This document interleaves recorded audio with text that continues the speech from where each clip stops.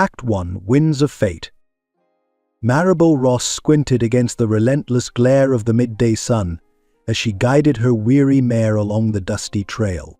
The heat shimmered in waves that danced across the horizon, and the parched earth radiated warmth beneath the wagon's wheels.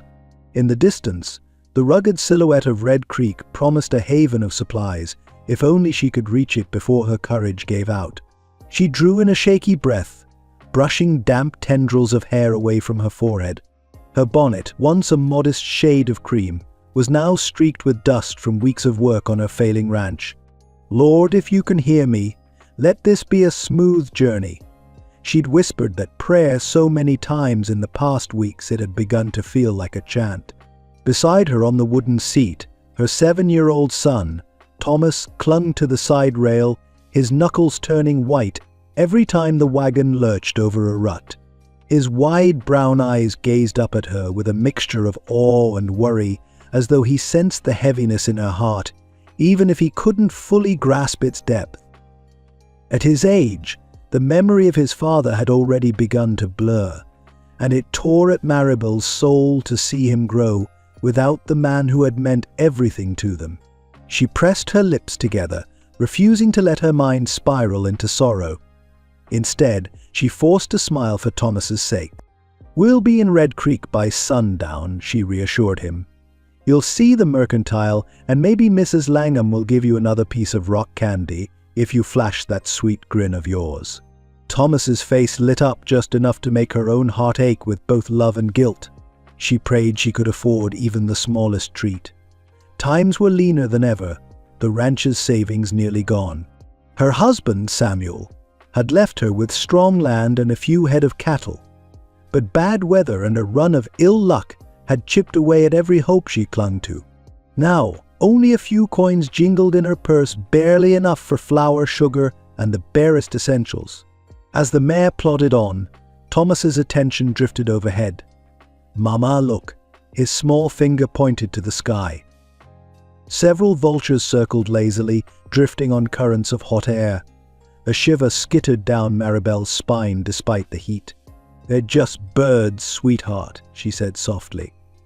But she knew all too well that vultures meant something had died or was about to. A sense of dread wound through her, a silent echo of the challenges they faced. She forced the thought away, checking the harness and reins with nervous precision. Steady, she reminded herself. She was only a mile or two from the halfway marker, and the remainder of the road to Red Creek, though long, was usually less rugged. But with trouble rumored in these parts, bandits robbing lone travelers, she couldn't afford to stop until she was safely in town. "Are you tired, Mama?" Thomas asked in a small voice. Maribel's heart warmed at his concern. "I'm all right," she lied. Her shoulders felt like lead, and her eyes stung from the dust and grit of the trail. Every muscle in her body longed for rest, but her mind buzzed with the dreaded knowledge of tomorrow's chores. Once they stocked up in Red Creek, she had to haul the wagon all the way back to the ranch, mind the cattle, patch that broken fence near the east pasture, and figure out how to pay for the next bag of feed. "Why don't you hand me the canteen?" she suggested, hoping a cool sip of water might give her a momentary reprieve. Thomas stretched for it, uncapping the worn metal container with the concentration of a child who'd seen too many things break or spill. Maribel took a careful swallow. The liquid tasted almost lukewarm, but it was precious all the same. Her gaze swept the horizon once more. Sagebrush dotted the landscape, and the occasional scraggly Joshua tree clawed at the sky. But there was no sign of anyone else on this lonely stretch of road. Part of her found comfort in that. Part of her worried that a predator man or beast could be lurking behind any rocky outcrop. "Please, Lord," she murmured, voice catching in her throat, "protect Thomas and keep us safe." The dull creak of the wagon wheels filled the silence that followed. Maribel glanced down at her son, pride mingling with a deep sadness. He was only 7, yet he seemed to understand more than she wished he had to. She reached over and briefly ruffled his hair. They continued on, the sun slowly angling westward, the trail stretching endlessly before them. In the near distance, a swirl of dust spiraled upward, carried on a hot wind. Maribel couldn't shake the feeling that something waited just beyond the horizon change. Danger, perhaps a shred of hope. She inhaled once, steadying herself. No matter what trials loomed, she had her faith, her son, and a determination stronger than the desert sun bearing down on their backs. If there was a way forward, she would find it. And so, with dust settling into the worn lines of her skirt and her heart pounding a silent drum of worry, Maribel Ross drove on, unaware that fate, in all its unpredictable ways, was about to guide her toward a path she never could have imagined. Maribel guided the wagon carefully around a bend in the road, the sun casting long shadows over the rocky outcroppings that flanked the narrow path. The trail had grown rougher here, littered with loose stones that threatened to rattle the wheels apart. She tightened her grip on the reins, her shoulders stiff with tension. Something felt off. A strange hush had settled over the land. The usual sounds of desert life, the distant cry of a hawk, the rustling of dry brush in the wind, seemed to have vanished. Even Thomas had gone still beside her, his small fingers gripping the wooden bench as if he sensed the shift in the air. Then, from behind a jagged boulder up ahead, a man stepped into the road. Maribel's heart kicked against her ribs. He was broad-shouldered and rough-looking, his face shadowed beneath the brim of a battered hat. A grimy vest stretched across his barrel chest, and his boots, coated in dust, stomped forward with slow, deliberate menace. Two more men emerged from the rocks behind him, their expressions just as mean, their stances radiating confidence, the kind that came from knowing they had the upper hand. Maribel's fingers tensed around the reins. Who now? The lead man, Rollins, lifted a gloved hand, his lips curling into a smile that didn't reach his cold, beady eyes. Ain't no need to get all nervous, missy, we ain't looking for trouble. The second man, thinner with a gaunt face and missing teeth, let out a chuckle. Not if you cooperate, anyhow. The third, a lanky figure with sunburned skin, grinned and leaned lazily against the rock, his hand resting on the butt of a gun. Maribel swallowed, pushing her fear deep down where Thomas wouldn't see it. What do you want? She asked, her voice even despite the way her pulse pounded in her throat. Rollins' smirk widened. Just a friendly donation. Ain't proper for a lady to be traveling these roads alone. Dangerous place, wouldn't you agree? Maribel's stomach twisted. They wanted her wagon, her supplies, the few precious coins she had tucked into her reticule. Thomas whimpered beside her, clutching the hem of her dress. She placed a protective hand on his back, keeping her expression as calm as she could manage. If she panicked, so would he. Please, she said steadily, we don't have much. Rollins stepped closer. Oh, I'm sure we'll take whatever you got. The thin man let out a snicker, reaching for the reins as if to yank them from her grasp. Maribel flinched, pressing back into the seat, but before she could react, a voice cut through the air, deep and cold as steel. I wouldn't do that if I were you. The bandits froze. A man sat on horseback just beyond the bend, half hidden by the shadows of a towering rock. Maribel's breath caught as he nudged his horse forward, the animal stepping lightly over the dust-packed earth. The rider wore a long duster that hung open, revealing a revolver strapped low on his hip. He was lean but broad-shouldered, his posture relaxed in the saddle, yet there was something about him, something dangerous that sent a ripple of unease through the air. His face was shadowed beneath the brim of his hat, but when he lifted his chin, the late afternoon light caught a sharp, chiseled jawline, a hint of stubble, and the glint of cold, unreadable grey eyes. Rollins turned, squinting at the stranger. This ain't your business, mister. The man Austin Calloway cocked his head slightly, his expression unreadable. Looks to me like you're bothering the lady. His voice was smooth, laced with a lazy drawl, but the way his hand hovered near his revolver belt spoke volumes. The lanky bandit by the rock spat into the dust. And what if we are? For a moment silence stretched between them, thick as molasses. Then, faster than Maribel could track, Ash swung out of the saddle. His boots hit the ground with a firm thud, and in the same fluid motion, His hand curled around the handle of his revolver. Roland stiffened, his own fingers twitching toward his gun belt. "I wouldn't," Ash murmured. His stance was easy, relaxed. But there was nothing casual about the way he stood, like a man who had done this before. Like a man who knew exactly what would happen if someone made the wrong move. Rollins must have known it too, because his lip curled with frustration. He spat into the dust, jerking his chin at his men. "Ain't worth the trouble. Let's go." The lanky one hesitated, looking between them as if weighing his chances, but eventually he let out a muttered curse and followed suit. Maribel let out a breath she hadn't realized she'd been holding. The three bandits backed away slowly before turning and disappearing into the rocks, their curses carried away by the wind. Ash remained still, his gaze following them until the last of their retreating figures vanished beyond the ridge. Only then did he relax his grip on his revolver. He turned toward Maribel. For the first time, she got a proper look at him. Beneath the dust and shadow, he was handsome, but not in a polished, gentlemanly way. His features were rugged, sharp, the kind that had seen more than their fair share of hardship. She swallowed, realizing that despite her relief, this man was a stranger with a gun. Thomas still clung to her skirt, his small body pressed against her side.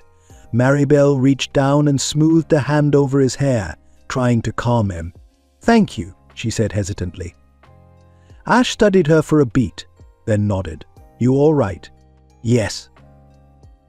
Another pause.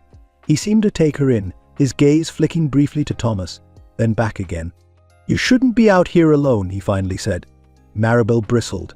"I didn't have a choice." His eyes lingered on hers for a second longer, as if weighing something. Then he exhaled, stepping back toward his horse. "I'll ride with you a ways," he said, adjusting the reins. "Make sure those vultures don't decide to come back." Maribel hesitated. Trusting a stranger, especially one as dangerous-looking as him, wasn't wise. But neither was traveling alone after an attempted robbery. Her fingers curled into her lap. Finally, she gave a short nod. Ash swung into his saddle with ease, his posture once again that of a man who'd spent most of his life on the move. He tipped his hat slightly, then turned his horse to follow beside them, quiet and watchful. As Maribel snapped the reins and urged the wagon forward once more, she felt the weight of his presence beside her. She didn't know who Austin Calloway was, but something in his grey eyes told her he was no ordinary traveler. And as the sun dipped lower behind the hills, she had the distinct feeling that fate had just changed course. The dust settled in lazy swirls, the sharp scent of gunpowder still hanging in the air. Maribel pressed a trembling hand against her chest, her heart thudding so violently it felt as though it might crack her ribs.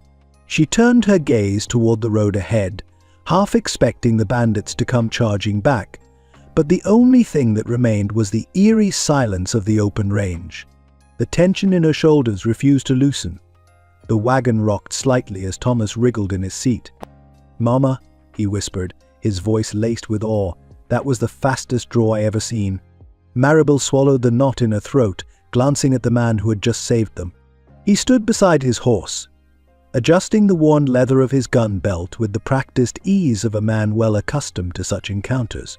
His expression remained unreadable, his grey eyes scanning the horizon, watching, waiting as if trouble had a habit of circling back. His presence alone sent a shiver of uncertainty through her. "You all right?" His voice was deep and even, but there was no warmth in it, only quiet observation. Maribel exhaled slowly, her fingers still curled into the fabric of her skirt. Yes, I think so." She forced herself to release the breath she'd been holding. "Thank you for stepping in when you did." Ash Calloway's gaze flicked to hers, unreadable, then back toward the trail. He gave a slow nod, as if accepting her gratitude without needing it. "Seemed like you could use the help." His tone was matter-of-fact, but she didn't miss the way his fingers flexed slightly at his sides, as if restraining some inner restlessness. A man like him didn't stay long in one place he was just passing through, no doubt already planning his next move. Thomas, however, had none of her reservations. That was amazing. The boy scooted forward, his excitement bubbling over, heedless of the danger they had just escaped. "You were faster than a rattlesnake. I bet you can hit a tin can from a mile away." The corner of Ash's mouth twitched, but he didn't quite smile. Instead, he crouched slightly, leveling a look at Thomas that held an edge of quiet caution. "Ain't much to brag about, son. Fast hands tend to mean a fast life." Thomas blinked, as if trying to make sense of that. Then, undeterred, he puffed up his small chest. "Mama says a good man does what's right, even when it's dangerous. You must be real good at doing what's right." Maribel's breath caught at her son's words. She didn't know what startled her more, the innocent sincerity in Thomas's voice, or the flicker of something dark in Ash's expression. It was gone in an instant, but she saw it, that hint of a past that had not been so simple, so black and white. Ash straightened, his jaw tight, as if the boy's words unsettled him in ways he hadn't expected. He dusted off his coat with a slow sweep of his hand before turning his gaze back to Maribel. "Your wagon's got a cracked wheel. You're lucky it didn't snap altogether." She glanced over her shoulder, frowning as she spotted the deep groove in the wood, no doubt worsened by their sudden stop and the rough terrain. It would hold for now, but if she hit the wrong patch of road, she'd be stranded. Maribel pressed a hand to her temple, as if she didn't have enough to worry about. "Red Creek ain't far," Ash said, as though reading her thoughts. "But the road between here and town's got a bad reputation. Bandits like those three ain't the only ones looking to make an easy living." Maribel swallowed the knot of anxiety climbing up her throat. She knew the rumors, had heard the hushed conversations among the townsfolk about travelers being waylaid. She'd ignored them, thinking she had little choice. Ash exhaled, glancing at the fading light. "I'll ride with you a ways," Maribel blinked. "You don't have to do that," she said carefully. His grey eyes met hers again, steady, unwavering. "I know." A slow ripple of hesitation moved through her. She should say no. She didn't know this man. He was dangerous, maybe not to her and Thomas, but in the way that any man who lived by his gun was dangerous. He carried an air of quiet authority, a controlled stillness that unsettled her. But Thomas, oblivious to his mother's unease, grinned from ear to ear. "Can you really ride that fast?" he asked eagerly, pointing at Ash's sleek black horse. "I bet you could outrun the whole town, even Sheriff Barnes." Maribel sighed inwardly. The boy had taken a liking to their mysterious protector already. She shifted her gaze back to Ash. He wasn't offering conversation, wasn't making pleasantries. He had the look of a man who didn't need gratitude or company, just a sense of obligation, a silent understanding that he had intervened and now had to see it through. Her instincts warred with reason. Then she looked at the sky, the sun dipping lower, shadows stretching longer. Traveling the rest of the way alone, in the dimming light, with a damaged wagon and a shaken heart, it wasn't a risk she could afford. She wet her lips, squared her shoulders. "All right," she said finally. "You can ride with us as far as Red Creek." Ash gave a single nod, as though he'd expected nothing less. Maribel clicked her tongue, urging the mare forward, and the wagon lurched back into motion. Beside them, Ash swung up into his saddle, the movement smooth and effortless. As the wheels turned and the trail stretched ahead, Maribel felt the weight of the moment settle over her. A stranger had come into their lives, one who carried a gun like an extension of himself and spoke with the quiet certainty of a man who had seen more than his share of trouble. She didn't know whether Austin Calloway was the kind of man who brought salvation or the kind who carried his own storm. But as the last traces of dust settled behind them, she had the distinct feeling that either way, her life would never be the same. The Ross Ranch came into view just as the last slivers of sunlight bled into the horizon, painting the sky in hues of gold and deepening violet.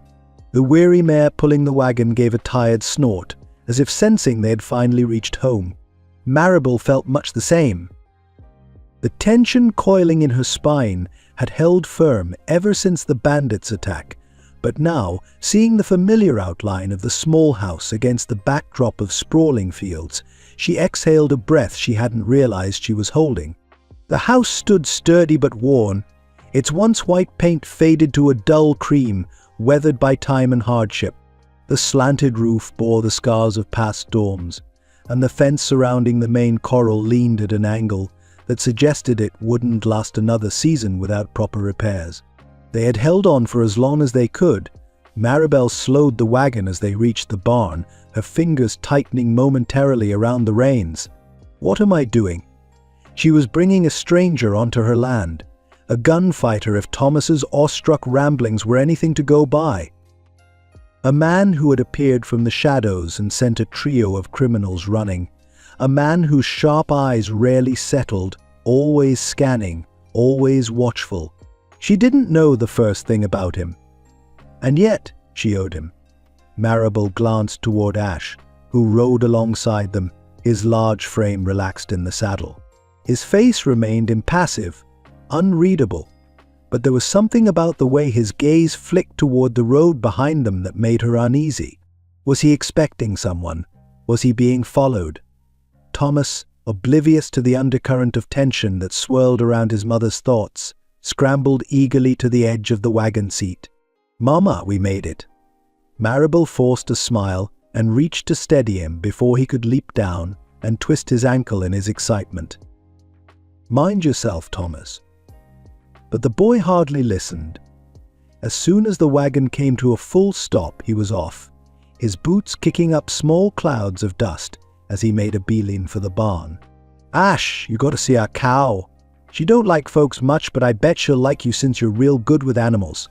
Ash slid off his horse, one fluid motion, and looped the reins loosely around a hitching post. "That's so." Thomas nodded fervently, waving for him to follow. "And we got a rooster meaner than a rattler. You ever see one like that?" Ash's lips twitched, a ghost of something that could have been amusement, but he didn't outright smile. "Can't say I have." Maribel busied herself with the wagon, tugging at the half-loose harness straps, anything to keep from fidgeting under the weight of her decision. When she turned, she caught sight of Ash standing still, his body angled slightly toward the road. His hat tipped low, his gaze sharp, definitely watchful. The sense of unease she had managed to bury resurfaced like an unwanted whisper. She forced her feet forward, dust swirling around her boots. "It isn't much," she said, keeping her voice even, "but we do our best." Ash turned then, his grey eyes assessing the land with quiet calculation. "You manage all this alone?" Maribel squared her shoulders. "I have Thomas, and we get by." She expected him to nod, maybe offer a polite remark about self-reliance or how strong she must be, but instead he swept his gaze over the property again, over the dry patches of earth where grass should have been thicker, the sagging fence rails, the water trough that looked like it hadn't been full in weeks. "You got help nearby?" Maribel's chin lifted a fraction. "No." Another long pause. Ash didn't argue, didn't question further, but something flickered in his gaze and understanding, maybe, or something dangerously close to concern. Maribel wasn't sure she liked it. She turned before he could say anything else, motioning toward the barn. "There's space for your horse, you can stay the night there." She didn't offer the house. Not that it would have been proper, but she also wasn't fool enough to let him close enough to lull her into false security. She needed space to think, to weigh the risks of allowing this man, this gunfighter, even temporary refuge on her land. Ash didn't protest. "Barn'll do fine," he said simply. Thomas reappeared at the doorway, his grin wide, his enthusiasm endless. "Mama, Ash is going to stay with us, right? Maybe he can help fix the fence, or the well." Or Maribel placed a hand on his small shoulder, stilling him. "Just for tonight." Thomas pouted, but his excitement didn't wane. He grabbed Ash's sleeve, tugging eagerly. "Simon, you gotta see the barn. It's got bats up in the rafters sometimes, but they don't bite or nothing." Ash let himself be pulled along without much resistance, though his glance toward Maribel held something unreadable. A question unspoken. Maribel avoided it, turning her focus toward unhitching the mare. The moment she was alone, she exhaled, pressing a hand briefly to her forehead. What had she done? She had invited a man, one who had clearly lived by the gun, into her world, into the fragile bubble of safety she had built for Thomas and herself. But had she truly had a choice? The bandits had proved how vulnerable they were. The cracked fence, the failing well at all, told the same story. She and Thomas were alone, and the world wasn't kind to the weak. Maybe, just maybe, fate had sent Ash Calloway down her path for a reason. Or maybe he was a different kind of trouble altogether. She wouldn't know until morning, and by then, she feared, it might already be too late to turn back. The sky deepened to a dusky shade of violet as Maribel stepped into the kitchen, her body weary from the long day's journey and the lingering tension of the ambush. The house felt quieter than usual, though Thomas's voice still carried from the barn, where he was no doubt pestering Ash with 100 eager questions. She let out a slow breath and set to work, striking a match and lighting the lantern on the kitchen table. The warm glow flickered against the rough wooden walls, casting shadows in the corners of the modest space she had fought so hard to keep. It wasn't much, just a small, well-loved home, built with the hands of a man now buried in the hard earth beyond the ridge. Samuel had crafted every beam, every nail pounded with love and the promise of a future that had been stolen far too soon. Her throat tightened as she reached for a bundle of dried herbs, crumbling them between her fingers into the pot of simmering broth she'd set on the stove earlier that afternoon. The scent of sage and thyme filled the room, mingling with the faint aroma of bread she had baked 2 mornings past. A simple meal, but a warm one. Her thoughts turned to the man in her barn. Who was he, truly? She knew only his name, Austin Calloway. And even that might not be the truth. A man who could send 3 outlaws scattering like frightened hens wasn't just an ordinary traveler passing through. He carried himself with too much control, too much certainty, like a man who had learned long ago how to gauge danger before it struck. And yet he hadn't drawn his gun first.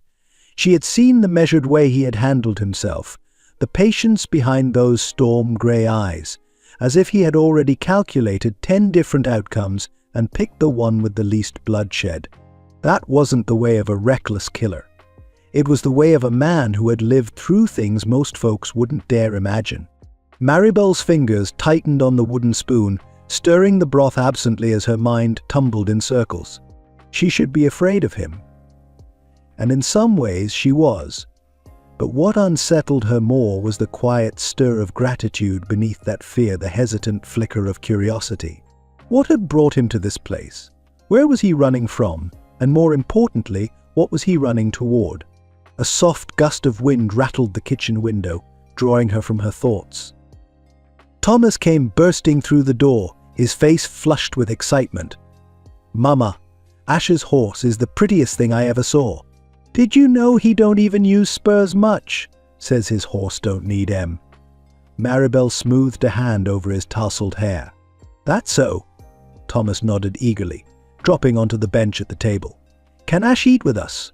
She stiffened for half a heartbeat before turning toward the back door. Through the small window pane, she could make out the shape of Ash leaning against the barn's post, arms folded across his chest, his face obscured in shadow. He wasn't watching the house, wasn't pacing or impatient, just waiting. For what, she wasn't sure. After a moment's hesitation, she wiped her hands on her apron and pushed open the door. The night air carried the scent of sagebrush and cooling earth. She stepped out onto the porch, arms crossed against the slight chill. "I made supper." Ash turned slightly, enough that she could see the sharp cut of his jaw in the lantern light. "I appreciate it," he said, voice low and even. "But I'll stay out here." A small flicker of relief settled in her chest. Not that she distrusted him entirely, but there was a certain comfort in knowing that the man was keeping his distance of his own accord. Still, hospitality was hospitality. "You sure?" she asked, leaning against the railing. "It's just stew and old bread, but it's warm." Ash's mouth quirked at the corner, a hint of something almost like amusement. "I've eaten worse." Maribel studied him for a moment, the way he stood so still, his shoulders loose but his gaze never quite at ease. No man looked at the horizon like that unless he was expecting someone to come out of it. She exhaled through her nose. "I'll bring you a plate." His expression flickered, something unreadable in his eyes, but he nodded once. "Obliged." Maribel turned back toward the house, her pulse uneasy, her mind heavy with questions she wasn't sure she wanted answered. One thing was certain: this man was trouble. And heaven help her, trouble had just found its way onto her land. The night stretched quiet and endless over the Ross Ranch, a deep indigo sky dusted with stars. A cool breeze whispered through the dry grass, carrying the scent of sage and earth, the kind of night where a person might almost believe the world was at peace. Maribel knew better. Standing barefoot just outside the kitchen door, she wrapped her shawl tighter around her shoulders and let her gaze drift toward the barn. A single lantern burned within, casting flickering shadows through the open doorway. She should go to bed. She'd had a long enough day, her body bone weary from travel and frayed nerves. But she hadn't been able to shake the feeling that something had shifted tonight. Austin Calloway hadn't asked for her hospitality. He hadn't even truly accepted it. He'd kept to himself, standing just at the edges of her life, never stepping too far in. And yet she found herself glancing toward that barn with a sense of curiosity she had no business feeling. With a soft sigh, she stepped off the porch, her bare feet brushing against the hard-packed dirt. She told herself she only meant to check on the animals, to be sure the stranger hadn't made off with her best mare or riled up the cattle. But when she reached the half-open barn door, she stopped. The deep murmur of a voice carried through the night. Maribel hesitated, hand tightening on the worn wood of the doorframe. Ash was talking. Not to her. Not to Thomas. To his horse. "Shouldn't be here long," he murmured, his voice low, nearly lost beneath the soft creak of leather as he adjusted the saddle. "Hell, we weren't even supposed to stop. Just a damn fool thing to do." Maribel sucked in a quiet breath, pressing herself deeper into the shadows. Ash's hand moved absently over the sleek black coat of his horse. Long strokes meant more for his own comfort than the animal's. The mare, clearly well trained, stood perfectly still, only flicking her ears at the gentle touch. "You know how this goes," he continued, his voice barely above a whisper. "We stay too long, things go sideways." He exhaled sharply, a sound filled with something like regret. Best to keep moving. Maribel's fingers curled against the wood, a strange ache settling in her chest. She knew that tone. It was the sound of a man used to being alone, a man who expected nothing more from the world than a quick exit and the constant weight of looking over his shoulder. She had thought him dangerous, and maybe he was. But standing there in the dim lantern glow, speaking softly to the only living thing that seemed to know him, he didn't look like a ruthless outlaw. He looked like a man who had nowhere to belong. Something in her softened. She should step forward, announce her presence, tell him he didn't have to worry about wearing out his welcome just yet. But she couldn't. Something told her that Austin Calloway was a man who held his past close, a man who would guard his secrets like a wounded animal guards an old scar. And so, she did what she had learned to do after losing Samuel. She stayed silent, letting the moment remain untouched, an unspoken understanding passing between the night and the man within it. Ash let out another quiet breath, brushing a hand down the horse's neck before finally pulling away. His shoulders tensed, his head turning slightly, as if sensing something, perhaps her presence, perhaps just the weight of unseen ghosts that haunted him. Maribel slipped back before he could see her, her bare feet barely making a sound on the cool earth. She didn't know who he was, not really. But as she climbed the porch steps and pulled the door closed behind her, one thought pressed heavy in her mind. A man like that didn't stay anywhere for long. And yet, for reasons she couldn't quite name, she wasn't so sure she wanted him to leave. Morning arrived with a hush of golden light stretching across the wide open land. The air, crisp and cool, carried the scent of sun-warmed earth, damp wood, and the faint promise of another dry afternoon. The sky, brushed with soft pinks and purples, slowly gave way to the deepening blue of a waking day. Maribel stepped out onto the porch, tucking a loose strand of hair behind her ear as she inhaled deeply. The ranch stood quiet, except for the occasional rustle of dry grass in the breeze. The world felt still in that early light, untouched by the worries that would soon press down upon her shoulders. She expected to be the first awake. It was her habit, rising before Thomas to start the morning chores. But as she crossed the yard, she pulled up short. At the fence line, a lone figure stood, his back to her, hammer in hand. Austin Calloway. Her brow knit slightly as she watched him work. He moved with quiet efficiency, sleeves rolled up to his elbows, the muscles in his forearms flexing as he swung the hammer in steady, practiced strokes. A pile of freshly cut wooden slats sat beside him, and from the looks of things, he had already replaced a good portion of the damaged section. She hadn't asked him to help, hadn't expected him to, and yet there he was, working as if he had some stake in the land. Her fingers tightened around the edge of her apron. A man like him didn't strike her as the type to do something out of kindness alone. He was practical, guarded. A man who thought ahead, who moved with caution. But if he meant to gain her trust, why? Before she could decide what to make of it, a small burst of energy flew past her. "Ooh, look at that!" Thomas skidded to a stop a few feet from Ash, eyes wide with excitement. "You're fixing the fence. That's real good work." Ash turned, hammer pausing mid-swing. He studied the boy with that same unreadable expression, then set the hammer down on the post. "Somebody had to," he said simply. Thomas grinned. "You ever build a whole fence before?" Ash tipped his hat back slightly, considering the question. "Once or twice." Thomas's enthusiasm doubled. "You know any rope tricks? Like them cowboys in the stories?" "Mama says Pa was real good at 'em." Maribel's stomach clenched at that.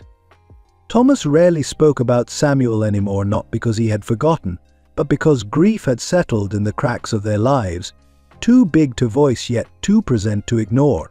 Something in Ash's expression shifted, a slight softening at the edges, though he hid it well. He reached for a length of rope looped over the fence, testing it in his hands. "Reckon I might," he admitted. Thomas's face lit up. "Can you show me?" Ash hesitated. Maribel expected him to make some excuse to distance himself as he had the night before, but instead he nodded. With easy precision, he coiled the rope, his hands moving with the grace of someone who had done this 1,000 times over. "First, you start with a good loop," he explained, his tone even instructive but patient. He handed the rope to Thomas. "Try it." Thomas took it with eager hands, but his first attempt was clumsy. "Not like that," Ash corrected. He knelt beside him, adjusting the boy's grip with careful movements. "Looser on the wrist. You're not strangling it." Maribel watched, her heart twisting in a way she hadn't expected. Thomas's whole face lit up as he concentrated, brows drawn in determination. It had been a long time since she'd seen him look at someone like that with admiration, with a longing for guidance. Since Samuel. A lump lodged itself in her throat. She should stop this. She should step in, remind Thomas not to get attached to a man who wouldn't be staying. But as Ash stood back, arms folded, watching Thomas try again with that quiet, steady presence, she couldn't bring herself to interrupt. For the first time in too long, Thomas was learning from someone. For the first time in too long, he wasn't just a boy left to make sense of things on his own. Maribel wrapped her arms around herself, unsure if the warmth spreading through her was relief or something far more dangerous. The warmth of mid-morning wrapped around the ranch, soft golden light spilling over the yard, dust catching in the breeze. The scent of sun-baked earth mingled with the crisp freshness that came after dawn, creating a moment of quiet Maribel hadn't felt in longer than she could remember. She stood by the porch, hands resting on her hips, watching as Austin Calloway coiled a length of rope with practiced ease. His movements were unhurried, but there was purpose behind them, the kind of efficiency that came from years of hard labor. She still didn't know what to make of him. A drifter. That much was clear. He wasn't the kind of man who planted roots. The way his eyes kept straying toward the road, the way his shoulders never fully relaxed, told her as much. Yet here he was, mending her fence, brushing down her horses, lending a hand without being asked. It unsettled her. Men didn't do things without expecting something in return. Maribel wiped her palms on the front of her apron. "You're handy to have around," she said at last. Ash looped the rope over a post, turning just enough to meet her gaze. "Reckon I had to be." She frowned. "Had to?" He leaned against the fence, arms folding over his chest. "Been drifting a long time. Learned early that a man who can't pull his weight don't last long." The words were simple, but something unspoken stretched between them, an edge of truth that carried more weight than he likely intended. Maribel studied him for a moment, the morning sun catching in his dark hair, highlighting the faint lines at the corners of his eyes. He was younger than she'd first thought, but there was a weariness to him, a burden carried in silence. He didn't just keep moving. He couldn't stay. "Where are you headed?" she asked. His gaze drifted toward the distant hills. He haven't figured that part out yet. The quiet between them stretched, not uncomfortable, but something close to it. Maribel wasn't sure what made her say it. Maybe gratitude, maybe something else entirely, but the words slipped out before she could think better of them. "You ought to come inside. Eat something proper." Ash's head turned, surprise flickering in his expression. She had been careful to keep her distance, offering him a place in the barn, keeping the boundaries clear. And yet, here she was, inviting him in. She felt Thomas's presence before she saw him, the boy peeking around the barn door, eyes hopeful. "You should, Ash," Thomas said brightly. "Mama makes the best biscuits, except sometimes they're real hard and I gotta soak him first." Maribel shot him a look. "Thomas." "What? It's true." A sound rumbled low in Ash's chest, not quite a laugh, but close enough to startle her. Maribel swallowed, waiting for his answer, suddenly uncertain of why she had extended the offer. He could refuse. He probably should refuse. Instead, he straightened, adjusting his hat. "Don't want to put you out. You won't." The words left her too quickly. She cleared her throat, pressing her fingers into her apron. "You help me. It's only right." Ash held her gaze for a long moment, then gave a small nod. "All right." She wasn't sure why relief loosened something in her chest, but as she turned toward the house, leading the way inside, she realized that for the first time since he had arrived, he didn't look quite so ready to leave. The morning sun had climbed higher in the sky by the time Maribel hitched the mare to the wagon, the wooden wheels creaking as she adjusted the harness. The air held the dry heat of an approaching afternoon, the scent of dust and ripening wheat drifting on the breeze. She didn't like traveling into town unless necessary. Red Creek held too many memories, too many watchful eyes ready to weigh her circumstances with hushed whispers and quiet pity. But with supplies running low and a few extra eggs and vegetables to sell, she didn't have much choice. Thomas darted out of the barn, his face alight with excitement. "Are we going now, Mama?" "Almost," she said, double-checking the crates in the back, "and you'll need to sit still once we start." No bouncing around. His face scrunched in protest, but before he could argue, a new presence entered the yard. Maribel turned just as Ash approached, his hat pulled low, a casual ease to his stride. His gaze took in the wagon, the crates of eggs, the neat bundles of carrots and potatoes she had gathered for trade. "You heading to town?" "Yes," she answered, brushing dust from her hands. "Got a few things to sell, and I need flour and sugar." Ash nodded once, then glanced toward the mare, assessing. "That wheel's been wobbling since we left the trail yesterday." Maribel stiffened. "It'll hold." "Maybe." He lifted his gaze to hers. "Or maybe it won't, and you'll be stuck halfway to Red Creek with a broken axle." She opened her mouth to argue but stopped herself. He wasn't wrong. The wheel had been giving her trouble for weeks, and though she'd meant to reinforce the spokes, time and priorities had gotten in the way. Ash rested a boot on the wagon step, easy but firm. "I'll drive." Maribel hesitated. She had never been the type to hand over the reins literally or otherwise. But another glance at the wheel had her pressing her lips together, considering. She should say no, should insist she could handle things just fine on her own. Instead, she heard herself say, "All right." Thomas whooped in excitement and scrambled onto the seat before she could change her mind. "Does this mean you're staying longer, Ash?" Maribel shot the boy a look. "Thomas." Ash exhaled, adjusting his hat. "Just means I'm driven." Thomas didn't seem convinced, but he settled onto the bench with a grin, kicking his legs as Ash climbed up beside him. Maribel followed, smoothing her skirt as she took the opposite seat. Ash gave a soft click of his tongue, and the wagon jerked forward, the mare falling into an easy gait. For the first mile, they rode in comfortable silence, the steady rhythm of hooves against packed dirt filling the air. The road stretched long and empty ahead, Red Creek still a good ways off. Then, as if testing the space between them, Ash asked, "That sheriff always been the type to sniff around?" Maribel stiffened before catching herself. "Sheriff Barnes." Ash nodded, gaze steady on the road. She hesitated, choosing her words. "He's always kept order, but yes, he likes to keep an eye on things." Ash gave a non-committal grunt. Seems like the kind of man who don't let much slide.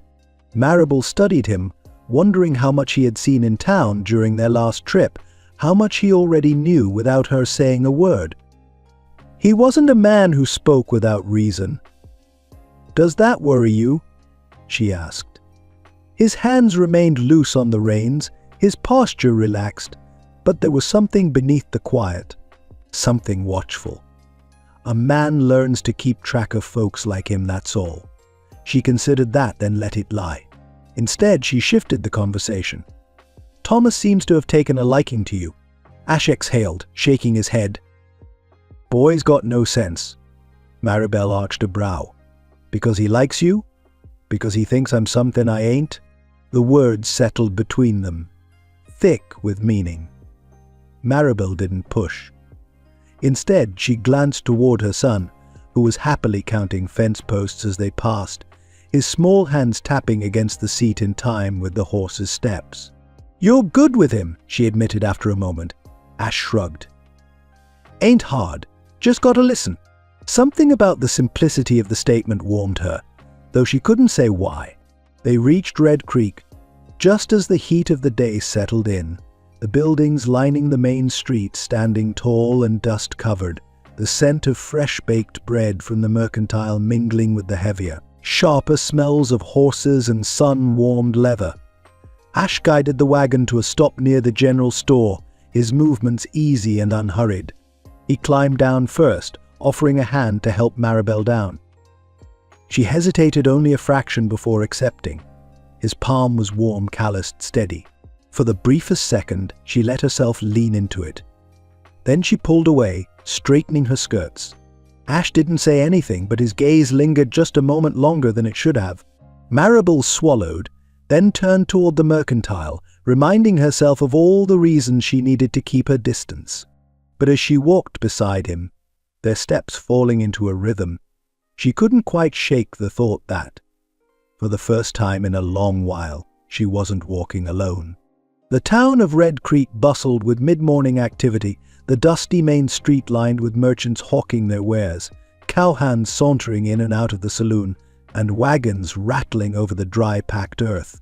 The heat had settled early, pressing down like a thick wool blanket, stirring up the scent of horse sweat, leather, and fresh-baked bread from the mercantile. Maribel guided Thomas toward the general store, her basket filled with eggs and bundled vegetables for trade. Every step felt lighter than the last, knowing she'd have enough coin to buy flour, sugar, and maybe even a slab of salt pork if the prices hadn't risen again. She cast a glance toward the wagon, where Ash lingered near the hitching post, adjusting the reins. He kept his hat low, his posture relaxed, but there was an edge to the way he stood, like a man accustomed to watching his own back.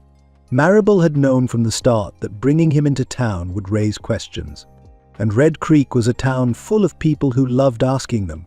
Sure enough, as she approached the mercantile, hushed voices met her ears. "Who's that riding with Maribel Ross? Never seen him before." "Don't look like a farmer." She ignored them, setting her goods on the counter inside. Mrs. Langham, the storekeeper's wife, gave her a once-over before casting a pointed glance out the window toward Ash. "New hand?" Maribel forced a polite smile. "Just passing through. He helped fix the fence after our wagon had trouble." Mrs. Langham didn't look convinced. "No. Good help sword to come by." Maribel said nothing, instead focusing on the neat row of tin coffee canisters behind the counter, anything to avoid further discussion. After weighing the eggs and tallying up the trade, the older woman counted out a few coins into Maribel's palm. It wasn't much, but it was enough. She let out a slow breath, tucking the money into her apron pocket. Thomas bounced on his heels beside her. "Can we get the peppermint sticks, Mama?" Maribel hesitated, but before she could refuse, Mrs. Langham chuckled and tossed one into the basket. "On the house. That boy of yours is growing like a weed." Thomas beamed. Maribel's chest tightened with gratitude. "Thank you." They stepped back onto the boardwalk, just as a shadow loomed over them. "Mrs. Ross." Maribel tensed. "Sheriff Barnes." The lawman stood with his thumbs hooked in his belt, his expression unreadable but his gaze sharp as he studied her, then let his eyes drift toward Osh by the wagon. "You bring yourself a hired man?" Maribel forced a calm tone.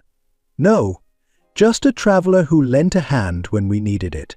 Barnes made a non-committal sound, shifting his weight as he studied Ash, who had yet to acknowledge the conversation but had no doubt heard every word.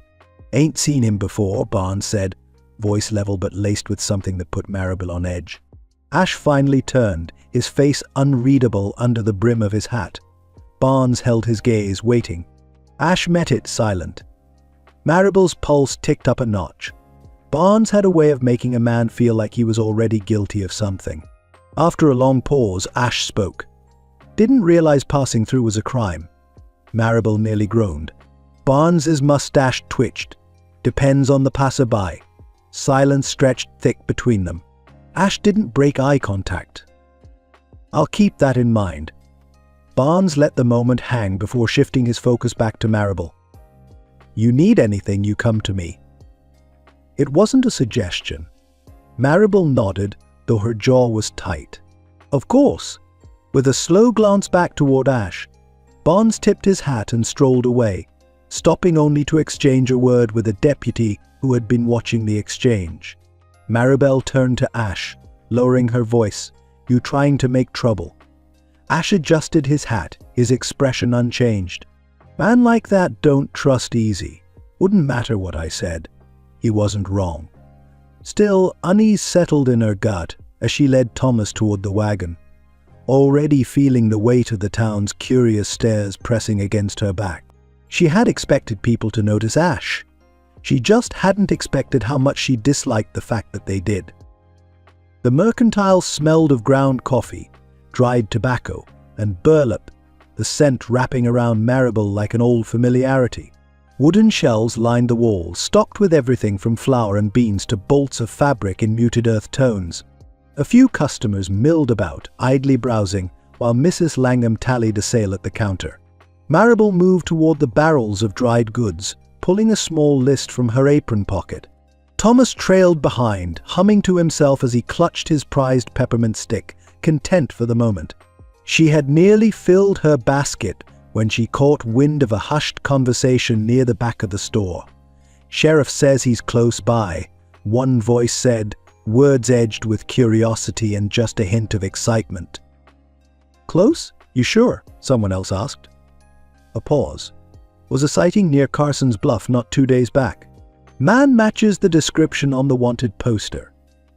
Maribel forced herself to keep measuring the dry beans, but her heartbeat picked up, her fingers gripping the small metal scoop a little tighter. She didn't need to turn around to know exactly what they were talking about. "Austin Calloway," the first voice continued. "Gunman. Wanted for robbery and worse." A quiet ripple of unease ran through the shop, as if the very mention of the name carried weight. Maribel's stomach twisted. She dared a glance toward the storefront, where Ash had lingered by the wagon moments before. He was gone. Then, as if pulled by fate itself, the wooden door swung open. The mercantile fell into an unnatural stillness. Ash stepped inside, the warm glow of lantern light casting long shadows over his form. He didn't look around, didn't acknowledge the sudden change in energy, but Maribel could feel the shift, the way the other patrons stilled, the way even Mrs. Langham's hand hesitated over her ledger. Maribel swallowed hard, willing herself to keep her expression neutral. Ash moved with a deliberate ease, his gaze scanning the shelves without urgency. The room remained tense, the scrape of a wooden chair the only sound aside from the rhythmic tick of the clock on the wall. No one spoke. Then, with measured calm, Ash approached the counter and placed a sack of dried coffee beans down. Mrs. Langham, to her credit, cleared her throat and tallied the amount. But Maribel caught the way her fingers fumbled over the coins, the tension in her normally steady hands. Ash reached into his coat pocket and retrieved a gold coin, setting it down with quiet finality. The room, already tight with apprehension, seemed to shrink even further. Gold, not silver, not crumpled banknotes. The kind of currency men like him carried, the kind that made people wonder how he'd come by it. Maribel forced herself to release the breath she hadn't realized she was holding. He doesn't act like a criminal. The thought came unbidden, but even as it settled in her mind, doubt crept in along the edges. How well did she know him? A week ago he'd been a stranger. He still was. As if sensing the weight of her stare, Ash turned his head slightly, his gaze finding hers. For a brief moment, neither of them looked away. Then Mrs. Langham dropped the coins into the till with a clink, breaking the spell. Ash took his change, tipped his hat, and strode back toward the door. The moment it shut behind him, the store let out a collective breath. That one's trouble, the man near the dry goods muttered, shaking his head. Maribel gritted her teeth, grabbing the last of her purchases. She refused to entertain the rumors. Not yet. For now all she knew was that Ash had saved her and Thomas, when no one else had been there to help. And whatever ghosts he carried, she wasn't ready to believe they were hers to fear. The sun hung low in the sky as the wagon rattled along the worn dirt road, casting long shadows over the prairie. The golden light softened the harsh lines of the land, but nothing could ease the tension settling over the ride home. Maribel sat rigid beside Ash, hands resting in her lap, fingers absently smoothing over the worn fabric of her skirt. The air between them felt heavier than it had that morning, thick with unspoken questions. Thomas, blissfully unaware of the weight pressing down on the adults, swung his legs from the back of the wagon, humming a tune he must have picked up in town. He clutched his peppermint stick in one hand, the treat already half gone, his face smudged with traces of sugar and dust. Ash guided the horse without a word, his grip on the reins steady but firm. His posture had shifted since leaving Red Creek, the easy calm he'd worn earlier now replaced with something more guarded. Maribel knew why. Sheriff Barnes's scrutiny. The wary glances from the townsfolk, the hushed gossip at the mercantile, and that gold coin. She hadn't missed the way the store went quiet when Ash set it on the counter, hadn't ignored the knowing looks exchanged behind his back. The rumors had already taken root, spreading like wildfire through Red Creek. She wanted to ask. She wanted to turn to him and demand the truth. But she didn't. She wasn't sure she wanted the answer. Instead, she pulled in a breath, watching the dry grass ripple in the wind as the ranch finally came into view. "You were quiet in town," she said, keeping her voice even. Ash didn't look at her. He didn't have much to say. She hesitated, waiting to see if he'd offer anything more. When he didn't, frustration prickled at the edges of her composure.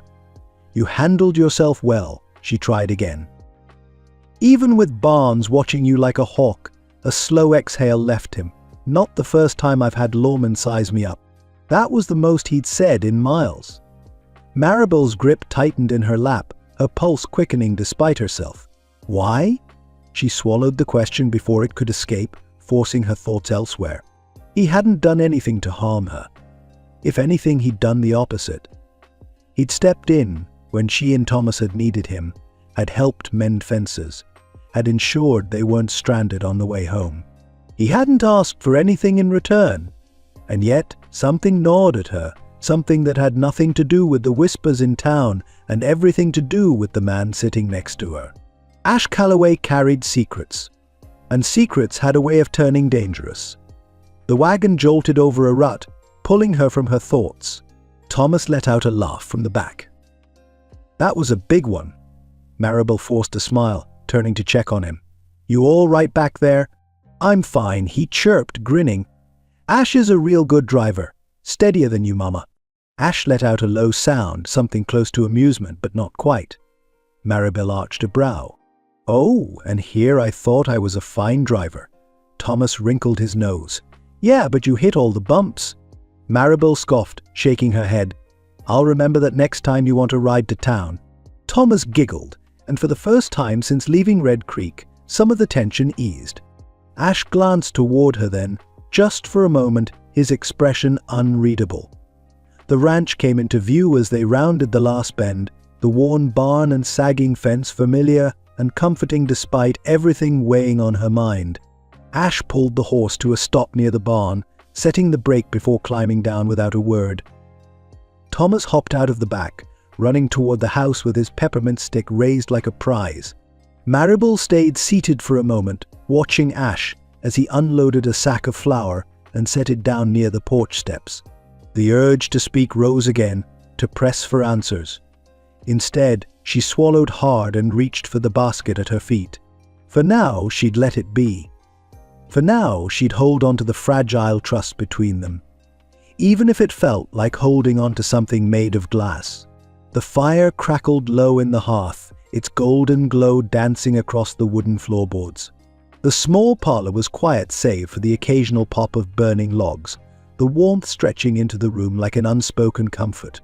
Maribel sat curled in her favorite chair, her hands wrapped around a cup of tea that had long since gone cold.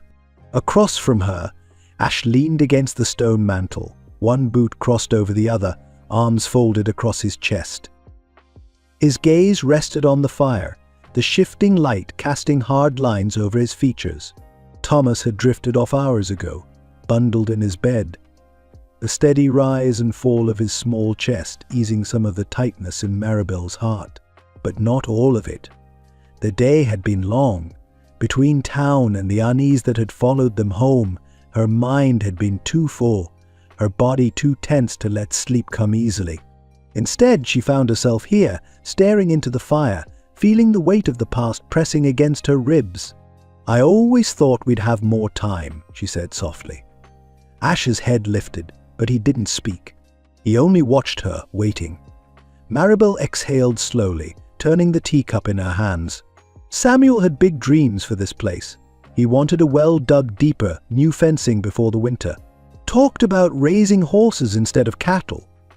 A quiet laugh escaped her, but it held no real humor. Had a whole list of plans, down to the kind of trees we'd plant around the house for shade. Ash remained silent, his attention steady, patient.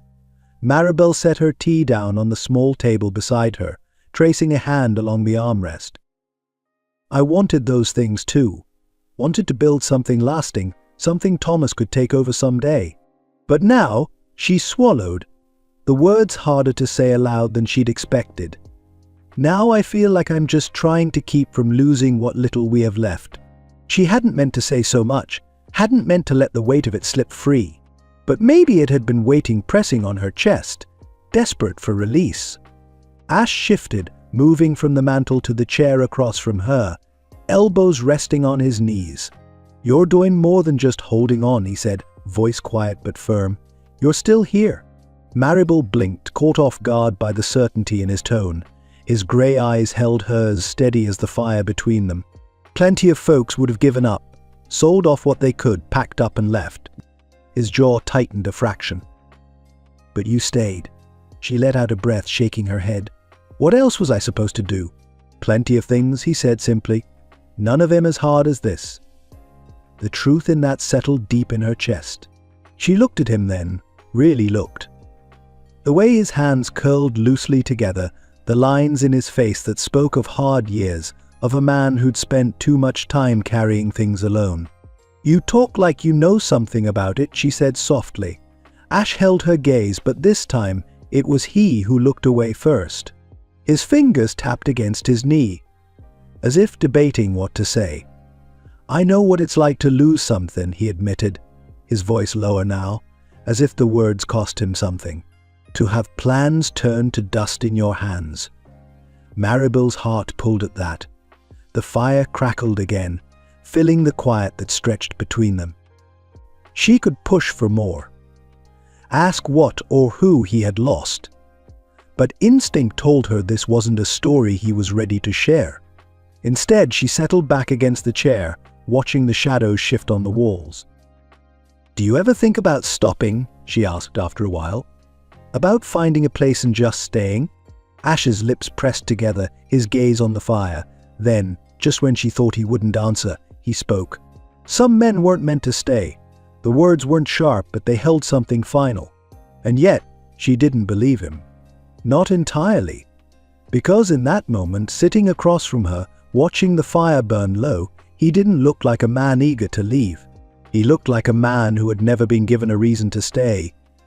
And that, she thought, might be the saddest thing of all.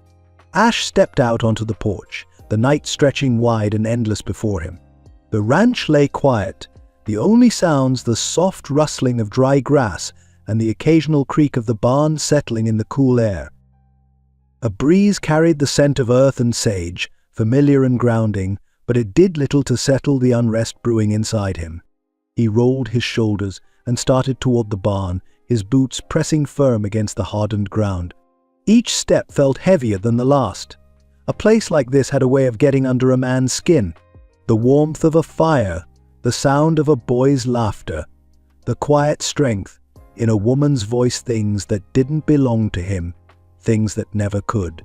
His fingers curled into his coat pocket, brushing against the folded edge of paper worn soft from handling. He hesitated, then pulled it free. A wanted poster, edges frayed, ink faded. His own name stared back at him, bold and damning. Wanted for robbery and murder. He exhaled sharply, jaw tightening. The accusation still sat like lead in his gut years later. He could almost hear the judge's voice, could still feel the way the bars had pressed cold against his palms when they locked him in that cell. "You'll hang for this, Calloway." The words weren't true, not in the way they meant them. But truth had never mattered much when a man was already sentenced before he spoke a word in his own defense. He shoved the paper back into his pocket, forcing his grip to loosen before it tore in his hands. He should leave. He'd known it the moment Barnes had fixed him with that calculating stare in town, the way the store went quiet the second he walked in. People had their suspicions, and it wouldn't take much for someone to connect the rumors to him. And yet, his steps slowed as he reached the barn. Leaving meant Thomas would go back to fixing fences alone, would look up at the sunrise without someone to point out the tracks in the dirt or show him how to properly tie a lasso. Leaving meant Maribel would stand on that porch by herself, staring out at land that needed more than one pair of hands to keep running. He had no business thinking that way. He wasn't a man who stayed. But as he stepped inside, running a hand over his horse's strong neck, the old weight of loneliness settled over him, a familiar companion. And for the first time in a long while, it felt heavier than before. Morning settled over the land with a quiet kind of beauty, the sky painted in soft streaks of pink and gold. The cool air carried the scent of damp earth, the promise of another warm day stretching across the open fields. Birds trilled in the trees, their songs threading through the stillness, while the slow drip of water from the eaves left tiny trails through the dew-kissed grass. Ash stepped out of the barn, rolling his shoulders, muscles stiff from a restless night. He hadn't slept well, his thoughts too tangled with the past and the ever-present pull of the road. The rational part of him knew he should be saddling up, putting Red Creek and all its trouble behind him. But then he heard her. A quiet melody drifted across the yard, barely more than a whisper on the wind. Soft, familiar, the kind of tune meant to comfort a child, to ease away fears in the hush of night. He turned toward the small coop near the house and found Maribel standing there, a basket tucked under one arm, scattering feed with her free hand. She was lost in the rhythm of the moment, her lips shaping the tune as naturally as breathing. Sunlight kissed the loose strands of hair that had slipped from her braid. The curve of her smile, so at ease it, made something in his chest tighten. She hadn't seen him yet. For a man who'd spent years keeping to himself, avoiding attachments, Ash was surprised by how easily his feet stayed planted, unwilling to break the spell.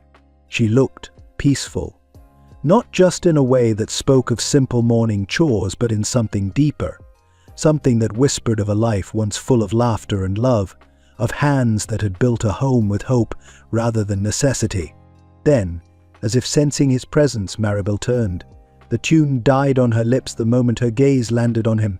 Color rushed to her cheeks, and she immediately busied herself, fussing with her apron and shifting the basket to her other arm. "Didn't hear you come out," she said, voice brisk, as though she hadn't just been caught in a moment she hadn't meant to share. Ash, not one for pretending, leaned against the fence post. "Didn't mean to sneak up on you." Her hands stilled over the basket before she let out a small breath. "It's an old tune. Used to sing it to Thomas when he was a baby." He nodded, watching as she brushed away a stray feather that had clung to her sleeve. "Sounds nice," she blinked, then laughed, shaking her head. "I doubt that." Ash didn't smile, but his voice carried something warmer than usual. Not everything's meant to be picked apart. She met his gaze then, searching for something in his expression, as if trying to decide whether to let herself believe the compliment. A beat of silence passed, the early morning world stretching quiet between them. Then she cleared her throat and turned back to the chickens, scattering the last of the feed. "If you're up early, I could use another pair of hands moving the water trough near the corral." Ash didn't answer right away. The man he'd been before stepping onto this ranch would have left the conversation there, turned back toward the barn without another word. But instead, he picked up the empty feed sack from where it had fallen and slung it over his shoulder. "I'll help," he said. And just like that, something between them shifted so small it barely registered, yet steady enough to hold its ground. The warmth of the morning deepened as the sun crept higher, casting golden light over the wide stretch of land behind the house. The fields, though in need of more rain, carried the steady hum of life, grasshoppers clicking in the tall weeds, birds calling from the fence posts, the rhythmic creak of the wagon as Ash tossed another bale of hay into place. Maribel wiped the back of her hand across her brow, brushing away the dampness from her skin. She glanced toward Ash, who worked a few feet away, sleeves rolled up, hands sure as he lifted another bale without a second thought. She had to admit he was efficient. Too efficient for a man who had no business staying in one place. "You stack hay like someone who's done it before," she noted, stepping closer with an armful of fresh-cut twine for the fencing. Ash smirked, adjusting his stance. "You act like it's a hard skill to master." She arched a brow. "It is if you do it wrong." He leaned against the fence post, studying her. "That your way of saying I passed your test." Maribel narrowed her eyes, but the teasing note in his voice made her lips twitch against her will. "Just saying I've seen men make a mess of it," she said, knotting the twine with practiced ease. Thomas darted between them, a hammer in one hand, an extra length of wood in the other. His face was flushed from running, but excitement practically radiated from him. "Look, Mama, I'm helping fix the fence like Ash." Ash took the plank from him with a nod of approval. "Looks good," Thomas beamed. "Did I pick the right size?" Ash turned it in his hands, feigning deep consideration before giving a firm nod. "Sure did." "Looks like you got a good eye." The boy puffed up proudly before dashing off to find another task, eager to be part of the work. Maribel shook her head, watching him go. "He's taken to you." Ash's jaw tightened, but something softer flickered in his gaze as he watched the boy. "He's a good kid." Maribel studied him for a moment, sensing more to his words than he was letting on. You don't have children of your own, do you? Ash hesitated, barely long enough to notice, before shaking his head. No. The way he said it made her think there was more to that answer than just the word. She let the silence stretch between them. The only sounds the steady hammering of nails and the rustle of hay shifting in the wagon. Companionship wasn't something she was used to anymore. Working side by side with someone, sharing an easy rhythm, it was something she hadn't realized she missed until now. She stole another glance at him, feeling the pull of something she didn't quite understand. He caught her staring. Maribel turned back to the fence post, tightening the twine before her thoughts wandered too far. Ash went back to stacking hay, but there was something different in the air between them now. A quiet awareness. A new weight to the way they moved around each other, and the unsettling feeling that maybe, just maybe, neither of them minded it as much as they should. The late afternoon sun stretched long and golden over the land, casting a warm glow across the rolling fields. Maribel stood at the crest of the small rise near the barn, looking out over the ranch with fresh eyes. The fence lines, once sagging and broken, now stood strong. The animals moved with more energy, their coats healthier, their movements easy.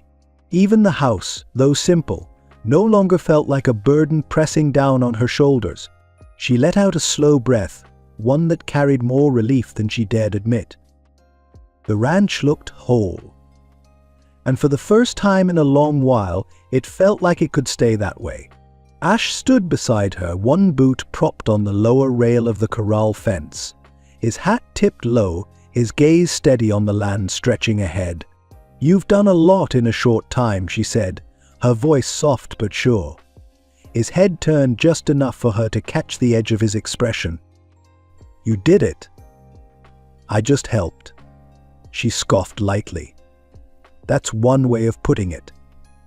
She wasn't one to offer thanks too easily. Too many people had made promises over the years, only to leave her to face the weight of things alone. But Ash wasn't like that. He hadn't promised anything at all. He'd just done fixing the fences, tending to the animals, showing Thomas things a boy should know. And somehow, through it all, he had worked his way into something deeper. Her chest tightened, unfamiliar emotions creeping in where she wasn't sure they belonged. She turned toward him. "I mean it. Thank you." Ash held her gaze for a beat, then gave a small nod. "Feels good to see it common together." Maribel searched his face, looking for something she wasn't sure she'd recognize if she found it. "Why?" His mouth pressed into a thoughtful line before he answered. "Because you ought to have something solid.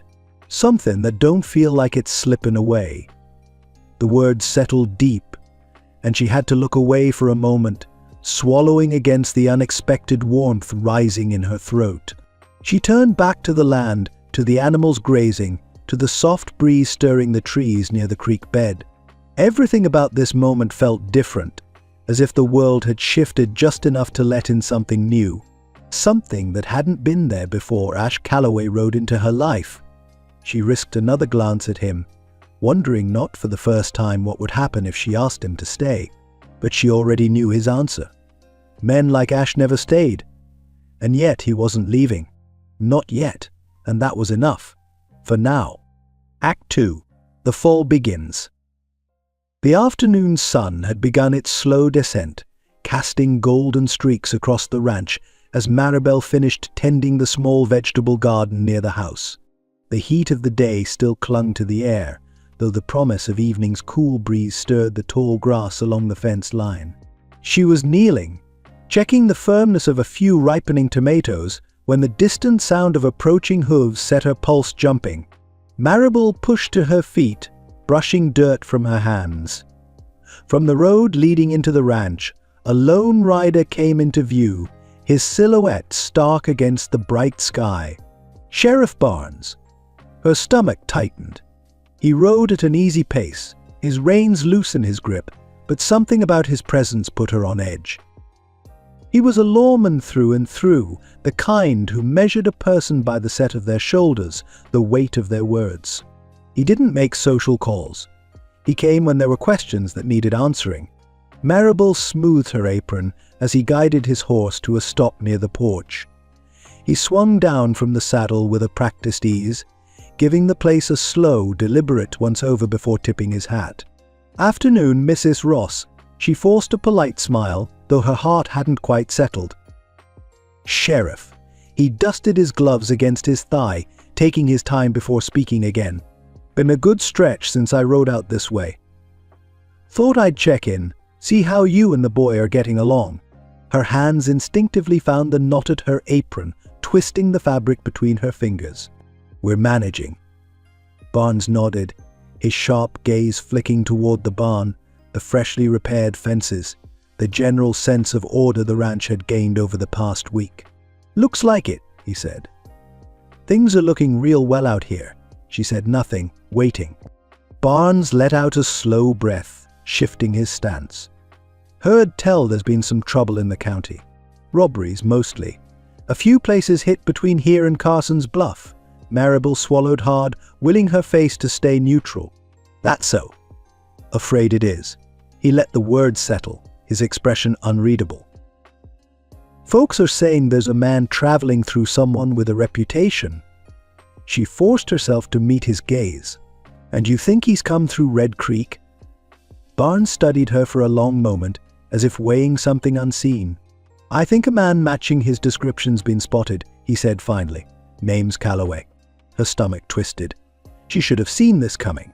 The way the townsfolk had stiffened in the mercantile. The way Barnes had measured Ash with those calculating eyes during their last encounter. The name alone felt dangerous, as if speaking it aloud might bring trouble to her doorstep. Marable lifted her chin. "I don't know anyone by that name." Barnes held her gaze, not quite calling her a liar, but not believing her, either. "You sure about that?" Her pulse pounded, but she kept her voice steady. "I mind my own business, Sheriff." A slow nod. "That's good. A woman alone has to be careful who she trusts." Marable swallowed against the lump in her throat. "Is there a reason you came out this way?" Barnes took his time answering. He adjusted the brim of his hat, gaze lingering on the barn before sliding back to her. "Just wanted to make sure you weren't put in a position you'd regret." Something in his tone sent a shiver along her spine. A warning. A message wrapped in polite words but edged with something unmistakable. She knew he was watching her closely, reading every tick of her expression, every hesitation. So she did what she'd always done when faced with men like him. She held her ground. "I appreciate your concern, Sheriff," she said, voice even. "But like I said, we're managing just fine." Barnes studied her for a beat longer, then gave a slow, knowing nod. "Well, if anything changes, you know where to find me." With that, he mounted his horse, turning back toward the road without another word. Marable stood there, waiting until the sound of hooves faded into the distance, until she was certain he was gone. Then, and only then, did she allow herself a breath. She turned toward the barn, her pulse still unsteady, her thoughts tangled.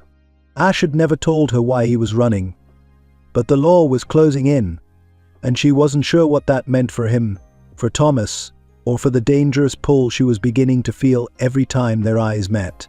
The barn stood in the dim glow of evening, the scent of hay thick in the air, the faint rustle of horses shifting in their stalls the only sound. The last streaks of daylight stretched through the open doors, casting long shadows along the wooden planks, but the warmth of the setting sun did little to ease the chill that had settled deep in Marable's bones. She gripped the doorframe, heart hammering. Ash stood near his horse, tightening the straps on his saddle as if he already knew what was coming. His back was tense, movements too precise. "You lied to me." Her voice came out sharper than she intended, cutting through the stillness like a blade. Ash stilled but didn't turn right away. His hands remained on the leather strap, knuckles white against the worn material. "I never lied." Marable took a step forward, her pulse slamming in her ears. The sheriff was here. The words tasted bitter. "He says there's an outlaw named Austin Calloway, wanted for robbery, wanted for murder." Finally Ash turned. His expression was unreadable, but something flickered behind his eyes, something wary. Something resigned. Maribel's stomach twisted. "So," she continued, her voice shaking now, "tell me, Ash, if that's even your name, what am I supposed to believe?" He let out a slow breath, his gaze never leaving hers. "My name is Austin Calloway." The admission landed like a blow. Maribel felt her hands tighten at her sides, heat rushing to her cheeks. Then the rest of it, the wanted posters, the accusations, it's all true. Ash shook his head. "Not the way Barnes is telling it." She crossed her arms, fighting the ache in her chest. "Then tell me your version." He looked away, jaw tight, as if choosing his words with care. "I was set up." Maribel let out a breathless laugh, more of a scoff. "Of course you were." His mouth pressed into a firm line, and when he spoke again, his voice held an edge of frustration. "I had a partner once. A man I trusted. We worked cattle drives together, made good money. But he had bigger ambitions, wanted to make his fortune fast. One night, after a run, he double-crossed me. Stole the payroll, left a trail leading right to me. His hands clenched at his sides. By the time I figured it out, the law already had my name written down in ink." Maribel swallowed hard, willing herself not to soften. "And the murder?" Something in his expression shifted, darkened. "I didn't kill that man. But they think you did." His gaze held hers. "Yeah." Silence stretched between them, heavy and suffocating. Maribel wanted to believe him. She wanted to trust that the man who had worked beside her, who had been patient with Thomas, who had made her feel something she hadn't felt in years, wasn't a criminal. But what if she was wrong? What if Barnes was right? Her breath came quick and shallow. "I have a son, Ash." Her voice wavered, but she pushed on. "I cannot risk bringing danger into his life." Ash's eyes flickered with something unreadable, but he didn't argue. He didn't fight. Maybe he knew there was nothing he could say to change her mind. Or maybe he agreed. Maribel turned away, gripping the doorframe, her throat tight. "You need to go." She heard him inhale, heard the leather of his saddle creak as he shifted. "I never meant to bring trouble here," he said finally, his voice lower now, softer. Maribel squeezed her eyes shut, pressing her lips together. It didn't matter. She had already made up her mind. When she opened her eyes again, the barn felt colder, emptier. Ash was already reaching for his horse's reins, and with every step he took toward leaving, something inside her cracked. The house sat quiet, swallowed in the hush of midnight, the only sound the slow, rhythmic ticking of the clock on the mantel. A single lantern cast a soft glow over the worn wooden table where Maribel sat, her hands clasped tightly in her lap, her mind a tangle of emotions she couldn't unravel. Tears burned behind her eyes, but she refused to let them fall. She had made the right choice. She had to believe that. From where she sat, she could see into Thomas's small bedroom. His blankets had twisted around his legs in sleep, his small chest rising and falling in peaceful rhythm, one hand curled around the edge of his pillow. He looked safe. He was safe. And yet her heart ached with a sorrow she hadn't expected. Her fingers trembled as she pressed them against her temple. The past week played over in her mind, each memory laced with doubt now that she knew the truth. Ash teaching Thomas how to tie a rope, patience in his low voice. Ash lifting fence posts into place, sweat glistening on his brow, never once complaining about the work. Ash sitting across from her at the fire, his face softened by the glow, his words steady, measured words that had made her believe, for just a moment, that she wasn't carrying this burden alone. Had it all been a lie? Had he been laughing at her behind that unreadable expression? She gritted her teeth, frustration burning through her. He had acted like a man she could trust. But if Sheriff Barnes was right, if the accusations held weight, then Ash Calloway had been playing a part. Her stomach twisted painfully. She had let him near Thomas, had let her son admire him. She shoved back from the table, rising so quickly that the chair legs scraped against the floor. Wrapping her arms around herself, she paced toward the window, her breath unsteady. Outside, the barn door stood open. The night stretched long and empty beyond it, moonlight spilling over the yard, bathing everything in silver. And there he was.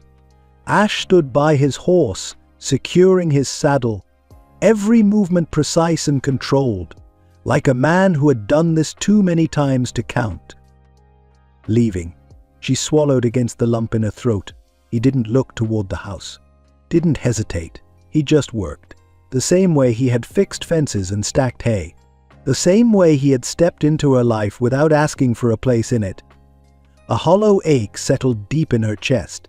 He was leaving because she had asked him to, because she had made him. Maribel pressed her forehead against the cool glass, watching as he tightened the cinch on his saddle, his movements slower now, reluctant in a way that didn't match the firm set of his shoulders.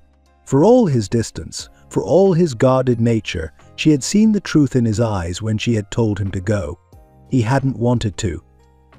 And that realization made her hands shake. Her breath hitched, and she pressed a palm against her chest, as if she could steady the uneven rhythm of her heart. Ash paused. For just a moment his shoulders stiffened, as though he could sense her watching. And then, without turning, without offering so much as a farewell, he swung up into the saddle. Maribel's throat burned as he nudged his horse forward, guiding it toward the road leading away from the ranch. He didn't look back. She stood there long after he was gone, long after the sound of hooves faded into the night. Her arms wrapped around her middle, as if that could somehow keep her from unraveling. She had done what was best for Thomas. She had done what was right. Then why did it feel like she had lost something she would never find again? Morning arrived with an eerie stillness. The sky, usually painted in soft golds and pinks, stretched out in muted grey. The air carried a damp chill, heavier than usual, as if the world itself knew something had shifted. Maribel stood on the porch, arms wrapped tightly around herself, staring out at the ranch that had somehow changed overnight. It wasn't the land itself. The fences still stood. The barn still held strong against the wind. The fields stretched out just as they had yesterday. But something was missing. He was missing. She had wanted this, had told herself it was the only choice. And yet, as she stood there, listening to nothing but the faint rustle of the wind through the grass, she felt abandoned. No, not abandoned. She had been the one to send him away. Her fingers curled against her sleeves. She should be relieved, should feel safer now that the outlaw, the wanted man, was no longer in her home, no longer near Thomas. But all she felt was hollow. The chores hadn't changed just because he had gone. The fences still needed checking. The cattle still needed tending. The loose boards in the barn door still needed hammering down before the next storm rolled in. She had done it all before. For years she had managed. So why did everything suddenly feel heavier? A small sound came from the house. Maribel turned to find Thomas standing in the doorway, rubbing at his eyes with the back of his hand.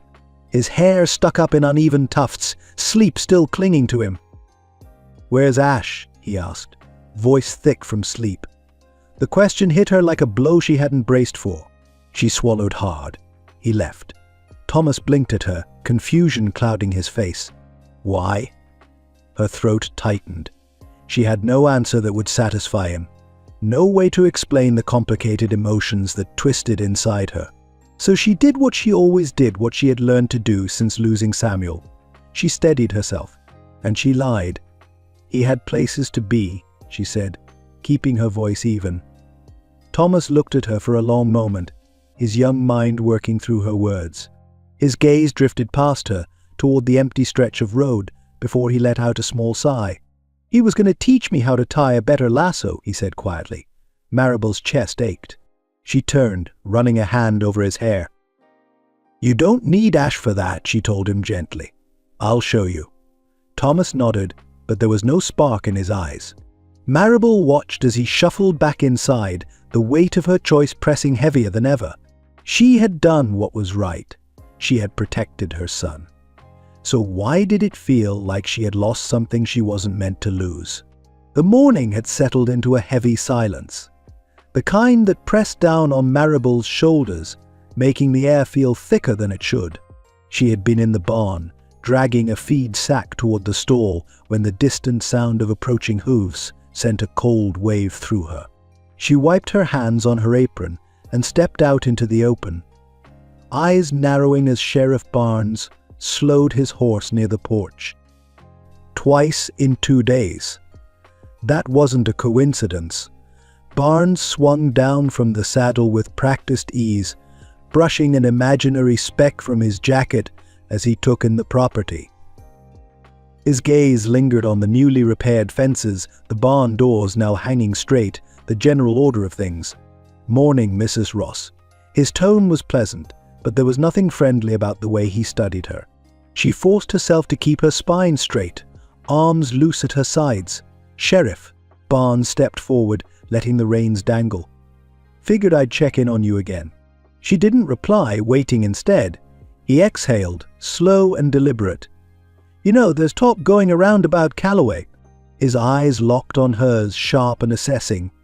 "Man like that, traveling alone, he doesn't just disappear overnight." Maribel willed her face to remain calm.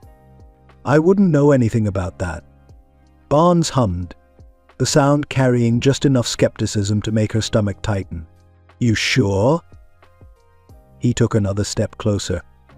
"Because hiding a wanted man, that's an offense that don't sit well with the law.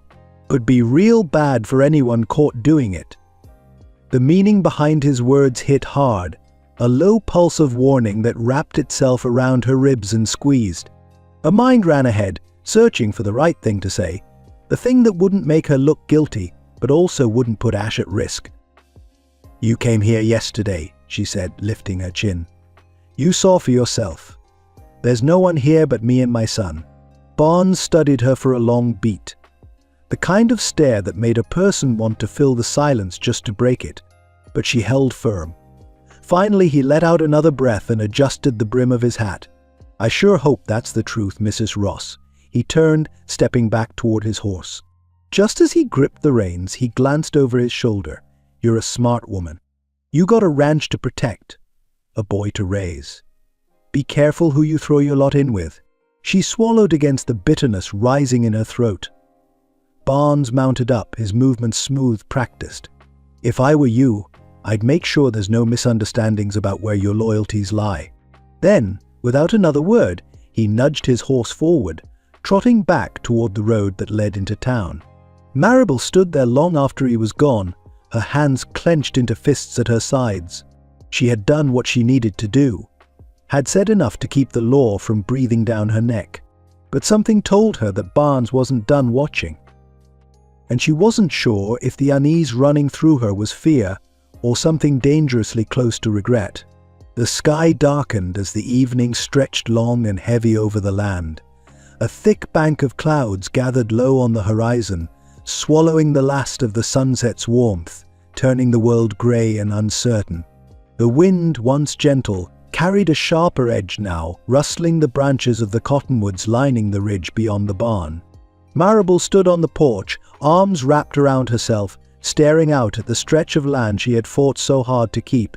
Something felt wrong. She didn't know what had set her on edge, the cold knot in her stomach, the way the air held an unnatural stillness, or the creeping sensation that she wasn't as alone as she should be. A shiver ran down her spine. She scanned the tree line, her breath shallow. The last of the evening light barely reached that far, but her instincts screamed that something lurked just beyond the trees, watching. She gripped the railing, forcing herself to stay calm, to think, "It's nothing. Just your nerves playing tricks on you." But then she saw it. A movement slow, deliberate, just beyond the reach of the lantern glow. Her heart slammed against her ribs. A figure stepped forward, just enough for her to make out the outline of a man, broad-shouldered and dangerous, his stance too confident to be anything but trouble. Then another shape moved, and another. Her stomach twisted painfully. She knew that man. Rawlins, the lead bandit from the ambush. He stood near the trees, his posture easy, one hand resting on the belt that no doubt held a pistol. He wasn't alone. Two others flanked him, shifting in the shadows, waiting. A sick realization settled over her. The only thing that had kept men like them at bay was Ash. And now he was gone. Rawlins tipped his head, a slow, mocking motion. Even from this distance, she could see the gleam of his grin in the fading light. Maribel's fingers curled around the fabric of her skirt, fear clawing its way into her throat. She had made a mistake. A terrible, terrible mistake. The sheriff had warned her about outlaws, but he had been looking at the wrong man. The real threat had been waiting in the shadows all along. And now, with Ash gone, there was nothing stopping them from stepping right into her world. She swallowed hard, her pulse pounding, hands shaking. She had to think, had to act. But for the first time in a long while, she wasn't sure if she had the strength to do it alone. The wind pressed against the house in restless waves, rattling the barn doors and stirring the dry grass along the fence line. The night felt uneasy, charged with something Maribel couldn't quite name. She hadn't been able to sleep. Her nerves had been stretched too thin ever since she'd seen Rawlins lurking near the tree line. She had locked the doors, bolted the windows, checked on Thomas twice. But nothing had settled the tight coil in her chest. Something was coming, and she wasn't sure she was ready for it. A creak echoed from outside. Maribel stiffened. She rose from the chair near the fire, stepping carefully toward the door. The lantern cast long shadows as she reached for her rifle, hands steady despite the rapid beat of her heart. Another sound, boots on the porch. She lifted the rifle, pressing her back against the wall. "Who's there?" Her voice was firm, controlled. Silence. "Then it's me." Her breath caught. She knew that voice. Maribel threw open the door before she could stop herself. Ash stood in the dim light, hat pulled low, his coat streaked with mud from travel. His presence filled the space between them, solid and real, bringing a flood of emotions she wasn't prepared for. Relief. Anger. Something deeper she didn't dare name. She clenched the rifle tighter. "You're supposed to be gone." He didn't flinch at the sharp edge in her voice. "I know." Maribel's hands shook, but she held her ground. "Then why are you here?" Ash sighed, running a hand over his jaw. "Because I heard talk in town. Rawlins and his men aren't just passing through. They're planning something, and I bet my life it ain't good." His gaze locked on hers. "I couldn't leave knowing they might come here." Her stomach clenched. "And what exactly do you think you can do about it?" His expression was unreadable, but there was something raw in his voice when he said, "I can stop them." Maribel's heart pounded so hard she thought he might hear it. He wasn't supposed to care. He wasn't supposed to come back. And yet, here he was, standing in her doorway, making it harder for her to convince herself that he was just another outlaw. She tightened her grip on the rifle, trying to ignore the way her chest ached. "You put us in danger just by being here. I left to keep you safe." His voice was rough, strained. "But I couldn't ride far enough to stop thinking about you. About Thomas." He exhaled, shaking his head. "I can't leave you alone to face them." Maribel swallowed hard. She wanted to scream at him, to tell him she didn't need saving, that she had been fighting this fight long before he showed up. But she also wanted to grab hold of him and let the fear break. Instead, she turned away, trying to breathe. "You shouldn't have come back." Ash didn't argue. He just stood there, waiting. And for the first time in her life, she didn't know if she wanted a man to stay or to run. The lantern's glow cast a warm circle over the worn wooden table, shadows stretching along the walls, making the small kitchen feel even smaller. Maribel kept her arms crossed, standing rigid as Ash leaned one hip against the counter. His presence filled the space in a way that unnerved her, like he belonged there. Though she knew better than to let herself believe that. She stole a glance toward Thomas's bedroom door, ensuring it was still shut. She had no interest in letting her son overhear a conversation laced with this much danger. Ash let out a slow breath, rubbing the back of his neck before speaking. "Rawlins and his men, they ain't just thieves." His voice was low, measured. "They're killers. The same men who framed me for the payroll robbery." Maribel inhaled sharply, her arms tightening around herself. "They let me take the fall," he continued. "I was supposed to hang for it. But I got out before they could see it through." His jaw clenched, the weight of old wounds written in the tension of his stance. "Now they're moving through these parts again, robbing stagecoaches, taking what they want." She swallowed hard, trying to push through the noise in her head. And you think they're after me? They know I was here. Ash met her gaze, steady and unflinching. That's reason enough. The realization chilled her. Rawlins had been watching the ranch, waiting, and she'd sent the only man who might protected them away.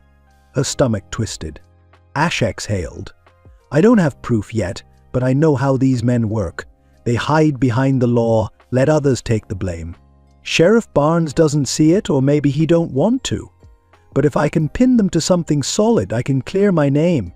Maribel shook her head, fighting the fear clawing its way through her chest. You don't know that for certain. I know they won't stop until they have what they want. That truth hung between them, undeniable. She should be furious at him. She should turn him away. But the certainty in his eyes, the way he looked at her, as though her life mattered more than his own, unraveled something inside her. He wasn't lying. And she believed him. Lord help her, she believed him. Maribel pressed her lips together, gathering her thoughts before she made a choice she couldn't take back. What do you need? His brow lifted slightly, as if he hadn't expected her to agree so easily. To start, I need to know what you saw when they came sniffing around. Maribel swallowed, glancing toward the window, remembering the way Rawlins had tipped his head at her, as if already deciding how best to take what belonged to her. She turned back to Ash, jaw set. I'll help you. His shoulders loosened, but the tension didn't leave his eyes. It won't be easy. Nothing ever is. For the first time since he'd returned, his mouth twitched, as though the corner of a smile almost surfaced. She didn't return it. They both knew what was at stake, and neither of them could afford to pretend otherwise. The kitchen felt warmer than before, the night air pressing against the windows as Maribel moved toward the cabinet, retrieving an old tin of salve and fresh bandages. She wasn't sure why she was doing this. Maybe it was the way Ash looked too worn for a man trying to outrun the past. Or maybe it was because, despite everything, he had come back. She carried the tin to the table, setting it down before nodding toward him. Sit. Ash raised a brow. I'm fine. She crossed her arms. I wasn't asking. His lips curved slightly, barely there, but enough that warmth crept up her neck. Still he obeyed, easing himself onto the chair. She reached for his arm, rolling up the sleeve of his shirt, her fingertips grazing his skin as she worked carefully to unwind the old bandage. The heat of him was undeniable. His strength felt even in the smallest movements. Her pulse skipped, but she forced herself to focus. The wound wasn't fresh, but it hadn't healed properly either. A scar traced along the side of his forearm, faded but still visible. How did this happen? She asked, voice quieter now. Ash's expression shifted, something distant passing through his gaze. Got grazed on my way out of that jail cell. Her fingers stilled for half a second before she continued applying the salve. How bad was it? He gave her a long look. Bad enough. Silence stretched between them, heavy but not uncomfortable. Maribel wrapped the fresh bandage carefully, tying it off before pulling away. Her hands remained in her lap, fingers twisting slightly. Why did you really come back? Ash didn't answer right away. His gaze lingered on her face, something unreadable in the way he watched her. I had to. His voice was low, rough. Didn't sit right knowing you were here alone with them watching. She swallowed hard, the weight of that admission settling deep. He hadn't come back for himself. He had come back for her. For Thomas. The knowledge left her breathless. Their eyes held, the moment stretching longer than it should. The air shifted, something unspoken passing between them. Maribel's hand twitched, the urge to reach for him overpowering every instinct she had spent years owning. But she didn't. She couldn't. Not yet. Instead, she pulled back, clearing her throat. We should get some rest. Ash didn't argue, but as she stood, gathering the tin and setting it back in the cabinet, she felt the weight of his gaze following her. Neither of them spoke, but the truth settled between them. Whatever lay ahead, danger, uncertainty, the ghosts of the past, one thing was certain. They weren't facing it alone. Morning broke with a sharp breeze, rattling the loose shutters against the side of the house. The sky, streaked with deep grey, carried the weight of an oncoming storm, not just the kind that rolled over the plains, but one that settled deep in the bones, an omen of something more dangerous than rain. Maribel stood on the porch, arms wrapped tightly around herself as she watched Ash move across the yard. He was already at work, his strides measured, his gaze sharp as he inspected the weak points of the ranch's defenses. She had known men who carried themselves like this, before, men who had fought battles, who didn't trust calm skies because they had learned how quickly peace could be shattered. And now, she realized, she had taken that same wariness into herself. Ash tested the hinges on the barn door, then crouched near the coral fence, his fingers tracing the wood where one of the rails had begun to splinter. When he straightened, he met her gaze across the yard. "You've got too many open spots," he said, voice firm but not unkind. "That gate won't hold if someone puts real weight against it." Maribel forced herself to push aside the fear curling in her stomach. "We don't have enough timber to reinforce everything." "We don't need to," Ash said, wiping his hands on his pant leg as he crossed toward her. "We just need to make it harder for them." She exhaled slowly. "And then what?" Ash studied her, his grey eyes unreadable. "Then we make sure they don't come back." The finality in his tone sent a shiver through her, but she nodded, because she understood what he meant. They couldn't just wait for Rawlins and his men to make their move. They had to strike first. She pressed a hand against her forehead, thinking, if we can get word to Sheriff Barnes, show him proof of what these men have done, maybe he'll finally listen. Ash's jaw tensed, but he nodded. "If he's willing to hear it." Maribel's fingers curled against her apron. "He won't have a choice. We'll make him listen." A movement in the doorway made her turn. Thomas stood barefoot on the wooden planks, rubbing at his sleepy eyes, his small face pinched with confusion. "Mama?" Maribel quickly forced a smile, pushing her worry deep down where he wouldn't see it. "Good morning, sweetheart." He looked between her and Ash, sensing the tension even if he didn't understand it. "Is something wrong?" Before she could answer, Ash crouched down, resting his forearms on his knees so he was level with the boy. "Your mama and I are just talking about fixing things up, making sure the ranch stays safe." Thomas frowned. From the bad men, Maribel's throat tightened. Ash didn't hesitate. "That's right." Thomas chewed on his lip, thinking.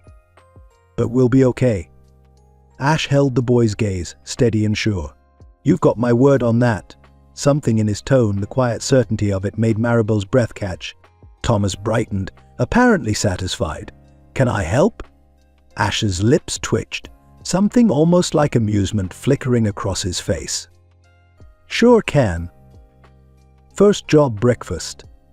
Thomas grinned and dashed back inside, leaving Maribel staring at the man in front of her, 1,000 things unspoken between them. She exhaled, pressing her fingers against the cool wood of the porch railing. "You didn't have to do that." Ash rose to his full height, eyes shadowed beneath the brim of his hat. "Yeah, I did." Their gazes held, and in that quiet moment Maribel realized something else. Ash wasn't just fighting for his own justice anymore. He was fighting for them. And heaven help her, she wasn't sure what that meant for her heart. The air was thick with the scent of sage and dry grass as Ash crouched behind a rocky outcrop overlooking the narrow pass leading into Red Creek. The late afternoon sun stretched long shadows across the landscape, painting the world in shades of amber and bronze. Maribel knelt beside him, gripping the rifle with hands that had spent years holding plows and fence rails, but had never once held a weapon with intent. The weight of it felt foreign, the cool metal pressing against her palm, grounding her in a way she hadn't expected. "This is where they'll come through," Ash said, his voice low, steady. He gestured toward the winding trail below, where wagon ruts carved deep into the earth. "It's secluded. Easy to ambush anyone headed in or out of town." Maribel swallowed hard, scanning the path with new eyes.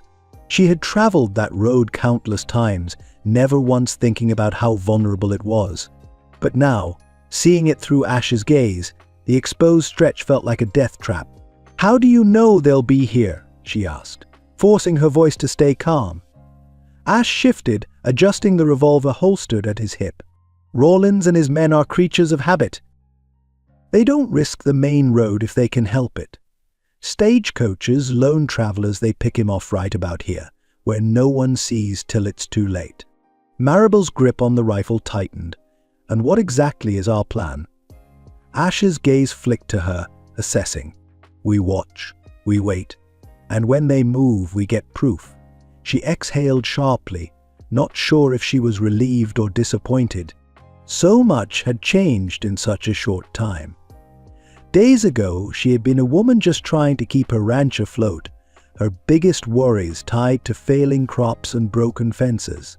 Now she was crouched in the brush beside a man with a price on his head, waiting for outlaws to show themselves.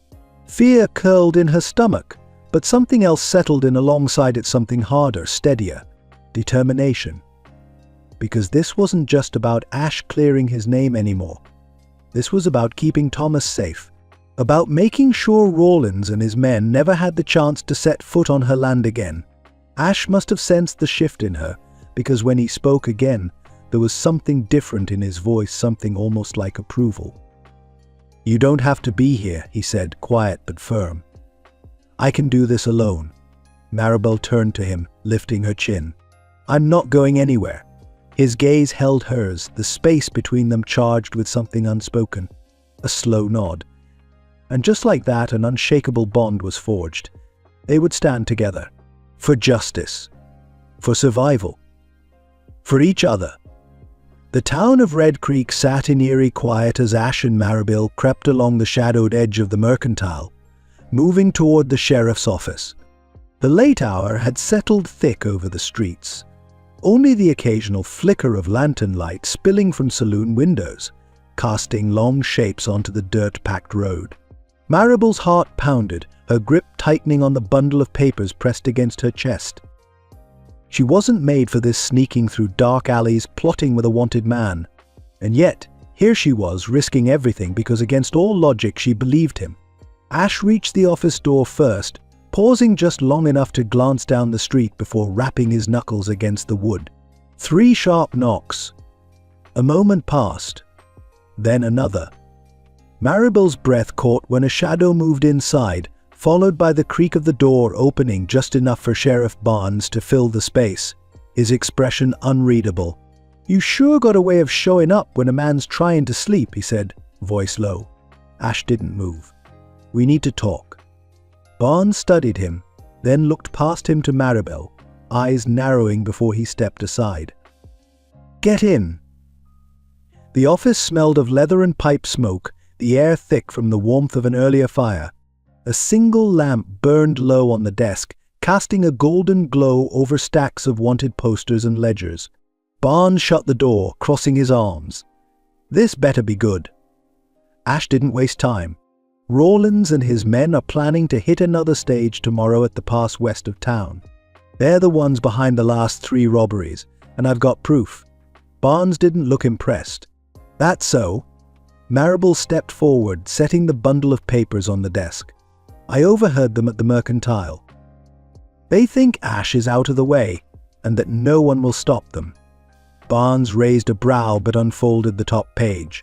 The words scrawled in jagged ink, detailed routes, drop points, and names, evidence Ash had gathered, proof that Rawlins had planned each attack down to the last stolen dollar. The sheriff skimmed the documents, his frown deepening. When he finally looked up, his eyes locked on Ash. "You expect me to believe you?" A man with his face printed on half the wanted posters in the territory. Ash's jaw tensed. "You don't have to believe me. Just watch." Barnes exhaled through his nose, tapping a finger against the desk. The room stretched thick with silence, the weight of the decision settling between them. "Then, finally I'll have my men keep their distance. If you're right, we'll be ready." He leaned in, voice dropping lower. "But if you're wrong, if you set foot anywhere near that ambush and don't prove what you're claiming, it is." Marable sucked in a breath, the sheriff's words pressing cold against her spine. Ash, however, didn't flinch. "Then I guess I better be right." Their gazes locked, an understanding passing between them. Barnes leaned back, rubbing a hand over his chin before nodding once. "Sunrise, West Pass. You get one shot at this, Calloway. Don't miss." Ash turned for the door, his movements smooth, steady. Marable hesitated, then followed, stepping out into the cool night air. The door shut behind them, heavy with finality. She let out a slow breath. "You realize what's at stake?" Ash adjusted his hat, his voice calm. "Always have." She looked at him, searching for any sign of fear, but there was none.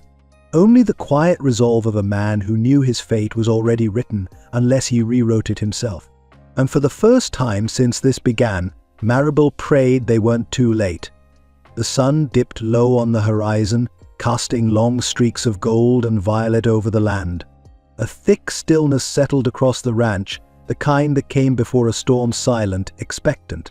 Marable crouched low behind a pile of stacked barrels, her fingers curled tightly around the rifle stock. She forced herself to breathe slow and even, though her pulse hammered wildly in her ears. Ash lay hidden near the barn, his revolver drawn, his body tense as he watched the road. The sheriff's men were scattered along the tree line, barely visible in the deepening shadows. They had one chance to make this work. Rawlins wouldn't know what hit him. A faint crunch of boots against dry earth sent a cold shiver through Marable's spine. They were here. Rawlins rode at the front, his frame outlined against the dusky sky. He pulled his horse to a slow stop just beyond the fence line, his eyes sweeping the quiet ranch with an air of confidence that sent dread curling in Marable's stomach. "Looks real cozy," he said, his voice carrying in the stillness. "Shame we gotta tear it apart."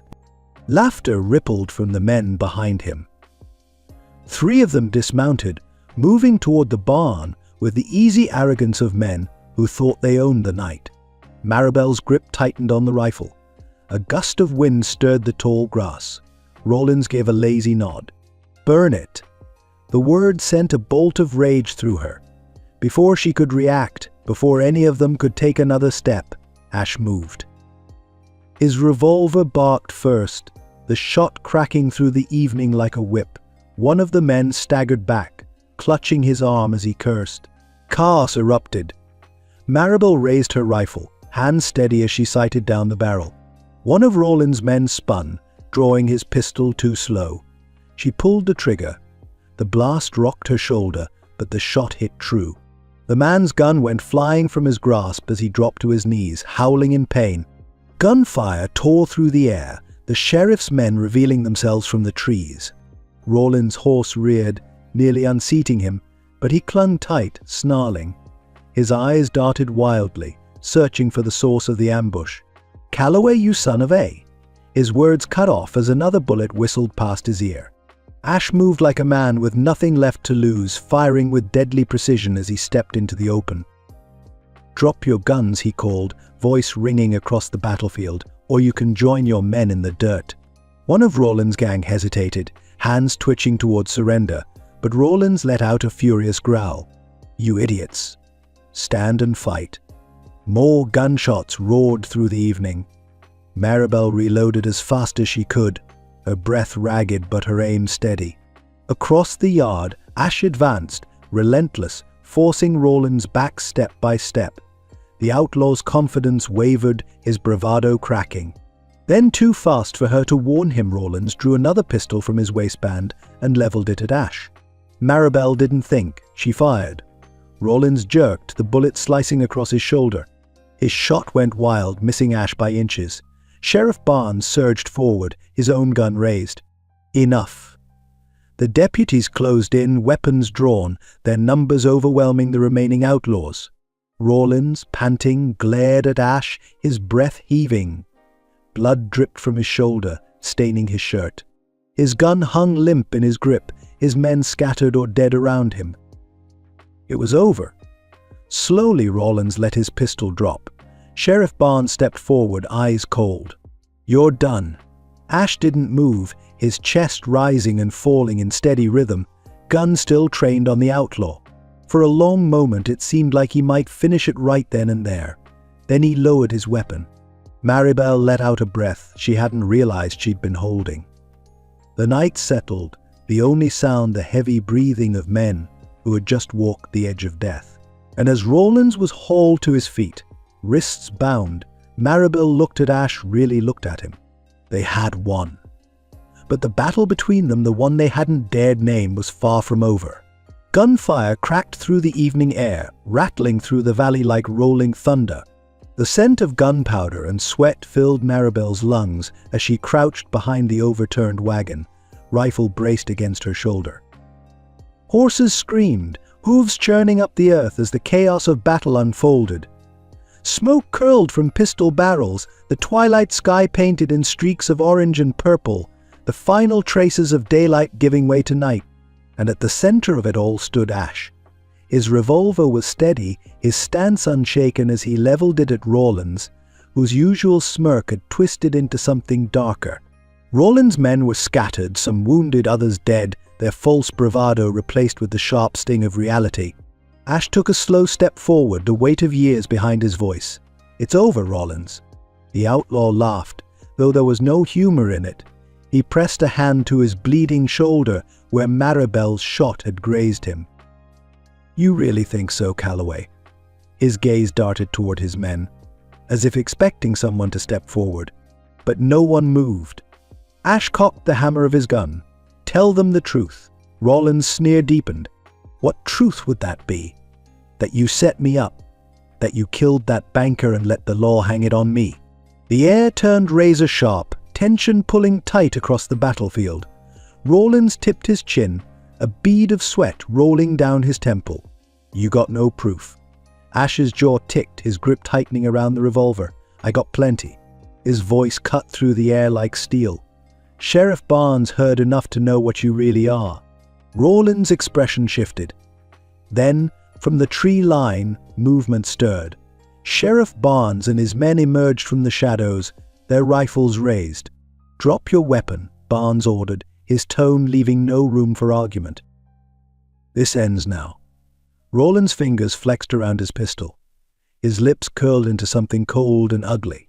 "I always figured you were too dumb to let this go, Calloway." In one breath, he moved. His hand jerked toward his gun, body coiled to fire. Maribel reacted before she had time to think. Her rifle cracked through the din, the bullet slicing through the air just past Rollins' ear. The shot wasn't meant to kill, only to stop him. It did.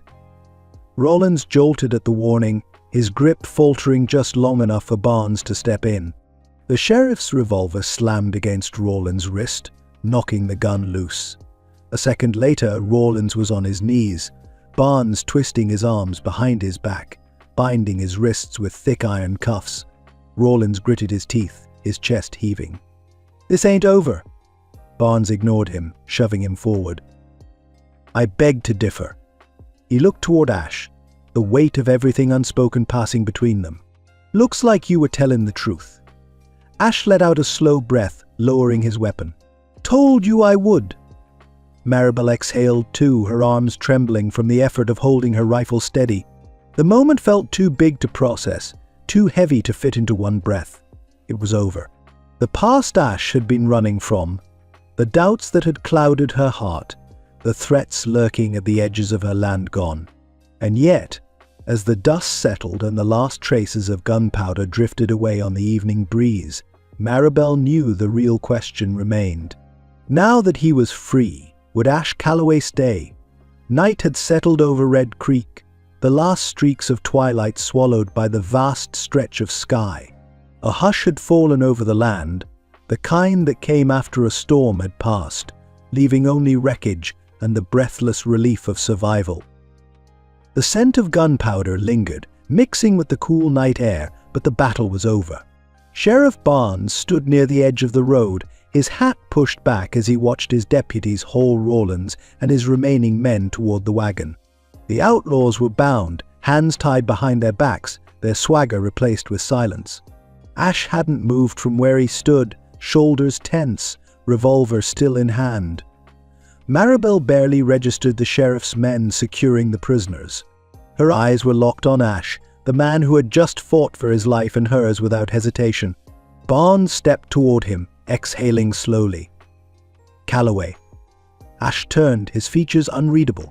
The sheriff studied him for a long moment, then gave a short nod. You were telling the truth. Ash didn't speak, waiting. Barnes adjusted his hat, his voice even. The charges won't hold up now. With Rawlins alive, we've got enough to put the blame where it belongs.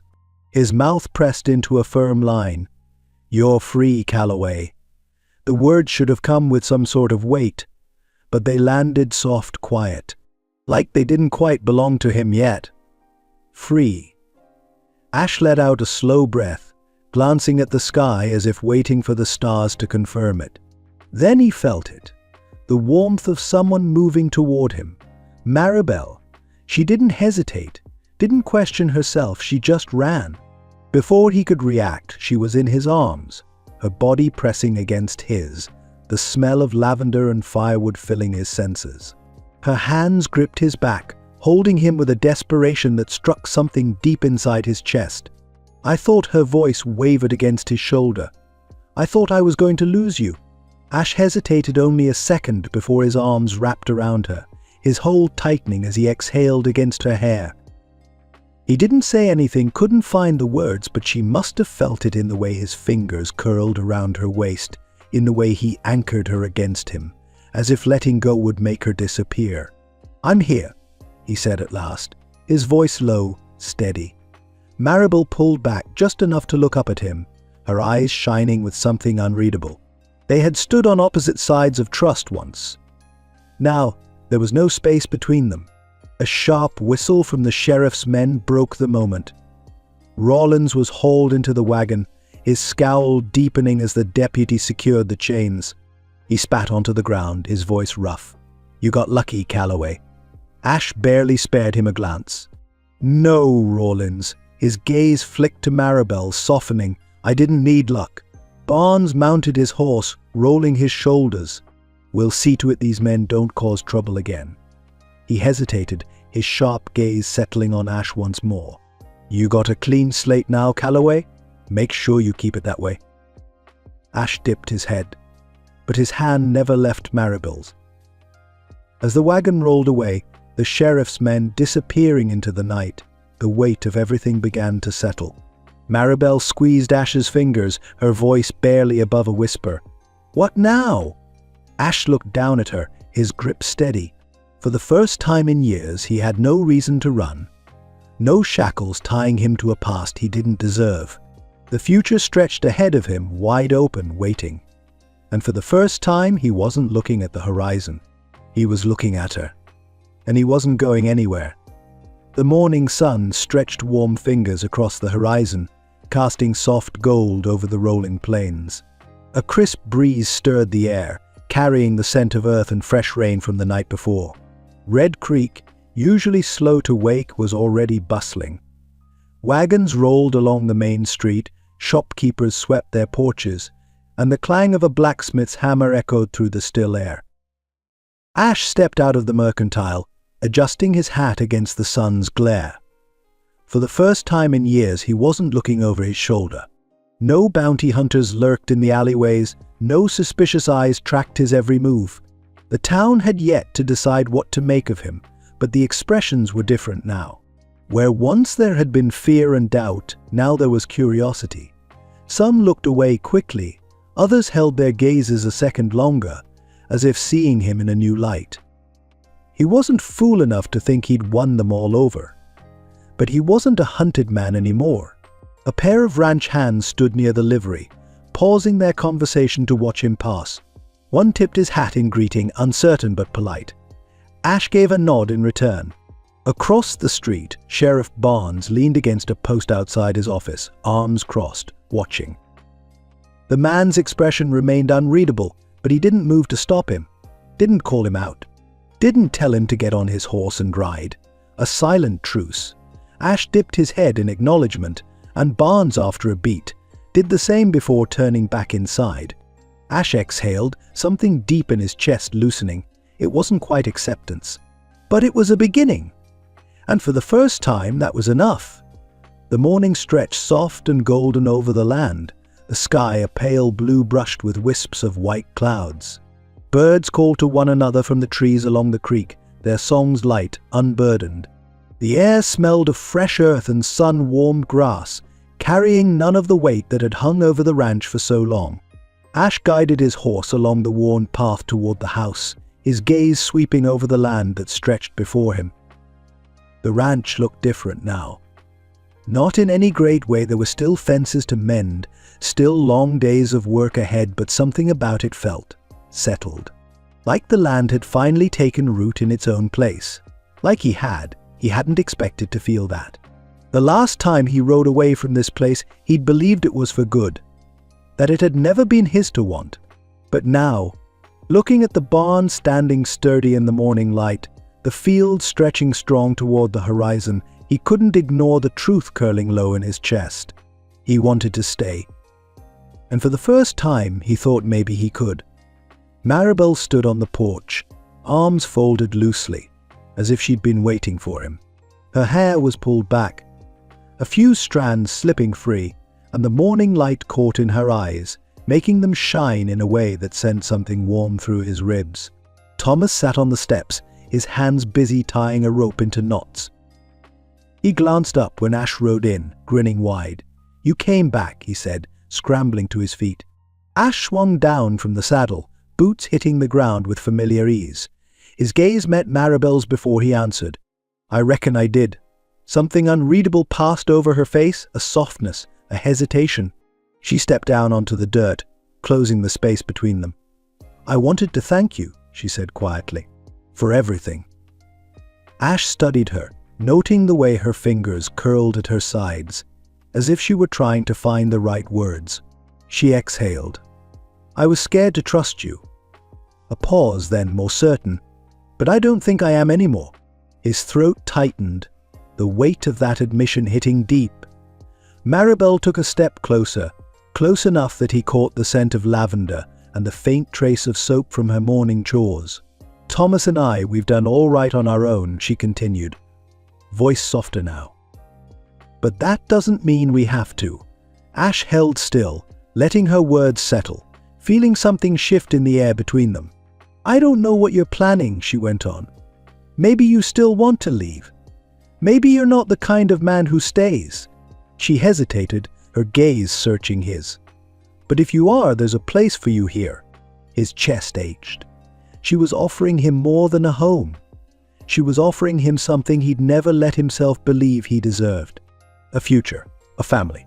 He swallowed hard, glancing toward the boy who had attached himself to him so easily, so willingly, then back to the woman who had fought him at every turn, who had every reason to doubt him, and yet was standing here now, asking him to stay. For the first time in years, he felt something settle inside him. A quiet, a certainty. Ash reached for her hand, his fingers rough against hers, but she didn't pull away. "I never thought I'd find a place worth staying for," he admitted, voice low. "But I think I just did." Maribel's breath hitched, and he saw it the moment she knew, the moment she believed him. She squeezed his hand, just once. Then, with the sun rising high above them, the weight of the past finally left behind, Ash Calloway knew one thing for sure. He wasn't running anymore. The afternoon stretched golden over the ranch, the kind of warm, easy light that made the world feel safe. The wind stirred gently through the tall grass, the barn door swung lazily on its hinges, and the rhythmic clatter of Thomas's boots against the porch filled the air with boyish energy. Ash stood near the steps, hands resting loosely on his belt, watching as Thomas raced a stray dog across the yard, his laughter ringing out in bright bursts. The sight sent a warmth through his chest that had nothing to do with the sun overhead. Beside him, Maribel leaned against the porch railing, a thoughtful expression on her face. "I've been thinking." Ash tipped his head, waiting. "We ought to expand the livestock," she said, nodding toward the grazing pasture. "More cattle, maybe even a few horses. We've got the land for it." Ash chuckled. "You already got me working, and I haven't even agreed to stay yet." She turned to him then, arching a brow. "Haven't you?" His chest tightened at the quiet challenge in her voice. He hadn't given her an answer, not in words, but he knew it deep in his bones. This was home. And she knew it too. Maribel studied him, her gaze softening. It's different, isn't it? Ash exhaled, glancing out at the land, the house, the boy chasing the dog in the field. Yeah, he admitted, voice quiet. It is. He turned to her, catching the way the sun lit the edges of her hair, the way the curve of her mouth softened just enough to make his breath hitch. A man like him didn't deserve this, didn't deserve her, but maybe, just maybe, he could earn it. He reached into his pocket, his fingers brushing over the small, simple band of silver he'd picked up in town that morning. He hadn't planned on doing this now, hadn't even let himself think past the idea of it, but standing here with her, the words settled easy on his tongue. I never thought I'd find a place worth staying for, he said, voice low, rough with emotion. And I sure as hell never thought I'd find someone who'd want me to. Maribel stilled, her breath catching. Ash took her hand, rubbing his thumb across her knuckles. But I'm standing here, and all I can think about is how I don't want to leave. He swallowed, searching her gaze. Not ever. Her lips parted, her eyes shining. He dropped to one knee, the movement sure, steady. Thomas's laughter faded in the background, the world shrinking down to just the two of them. Ash pulled the ring from his pocket, holding it up between them. I know I don't deserve you, he said, his voice thick, but I want to spend every day trying to be the man you think I am. The man Thomas looks up to. I want to build something here with you. Maribel pressed a hand to her mouth, a soft gasp escaping. He held her gaze, unwavering. Maribel Ross, will you marry me? For a moment there was only silence. Then yes, the word tumbled out on a breath, full of conviction, full of something deeper than relief. She dropped to her knees, meeting him where he was, her hands framing his face as she kissed him soft, hesitant at first, then deepening into something sure, something that set every part of him on fire.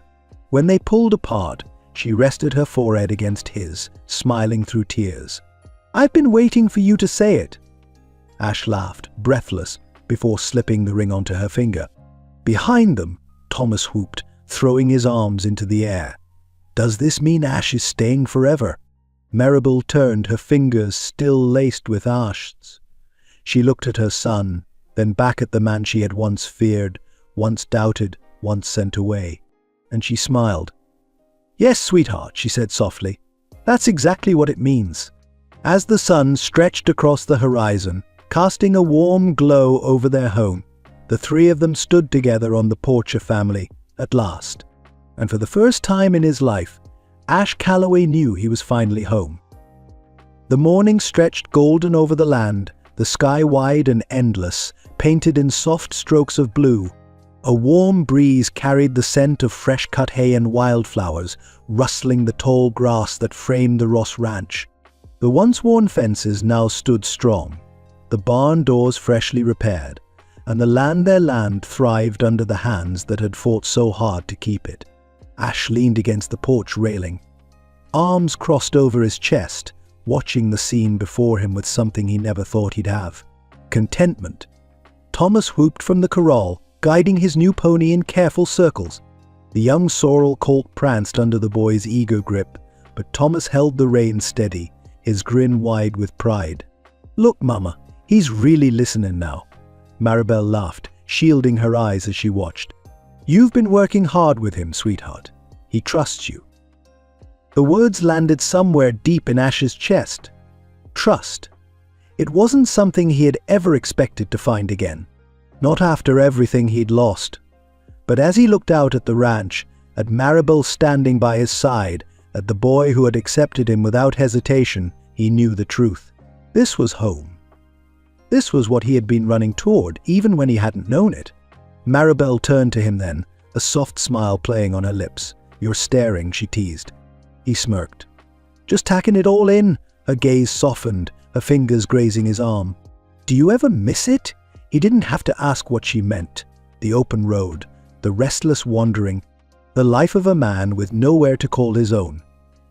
Ash turned to her, his voice low but sure. Not for a second. She studied him, then nodded as if she had always known his answer. A gust of wind carried the sound of Thomas's laughter across the yard, and Maribel leaned into Ash's side, resting her head against his shoulder. "Did you ever think we'd end up here?" she asked quietly. Ash exhaled, wrapping an arm around her waist, pulling her close. "Not in a million years," she chuckled, shaking her head. "Me neither." But they had. Through danger and doubt, through fire and fear, they had found something neither had dared to dream of. A future. A home. And as Ash pressed a kiss to Maribel's temple, listening to the sounds of a ranch they had built, watching the boy who had become his own, he knew one thing for certain. He had spent years trying to outrun the past.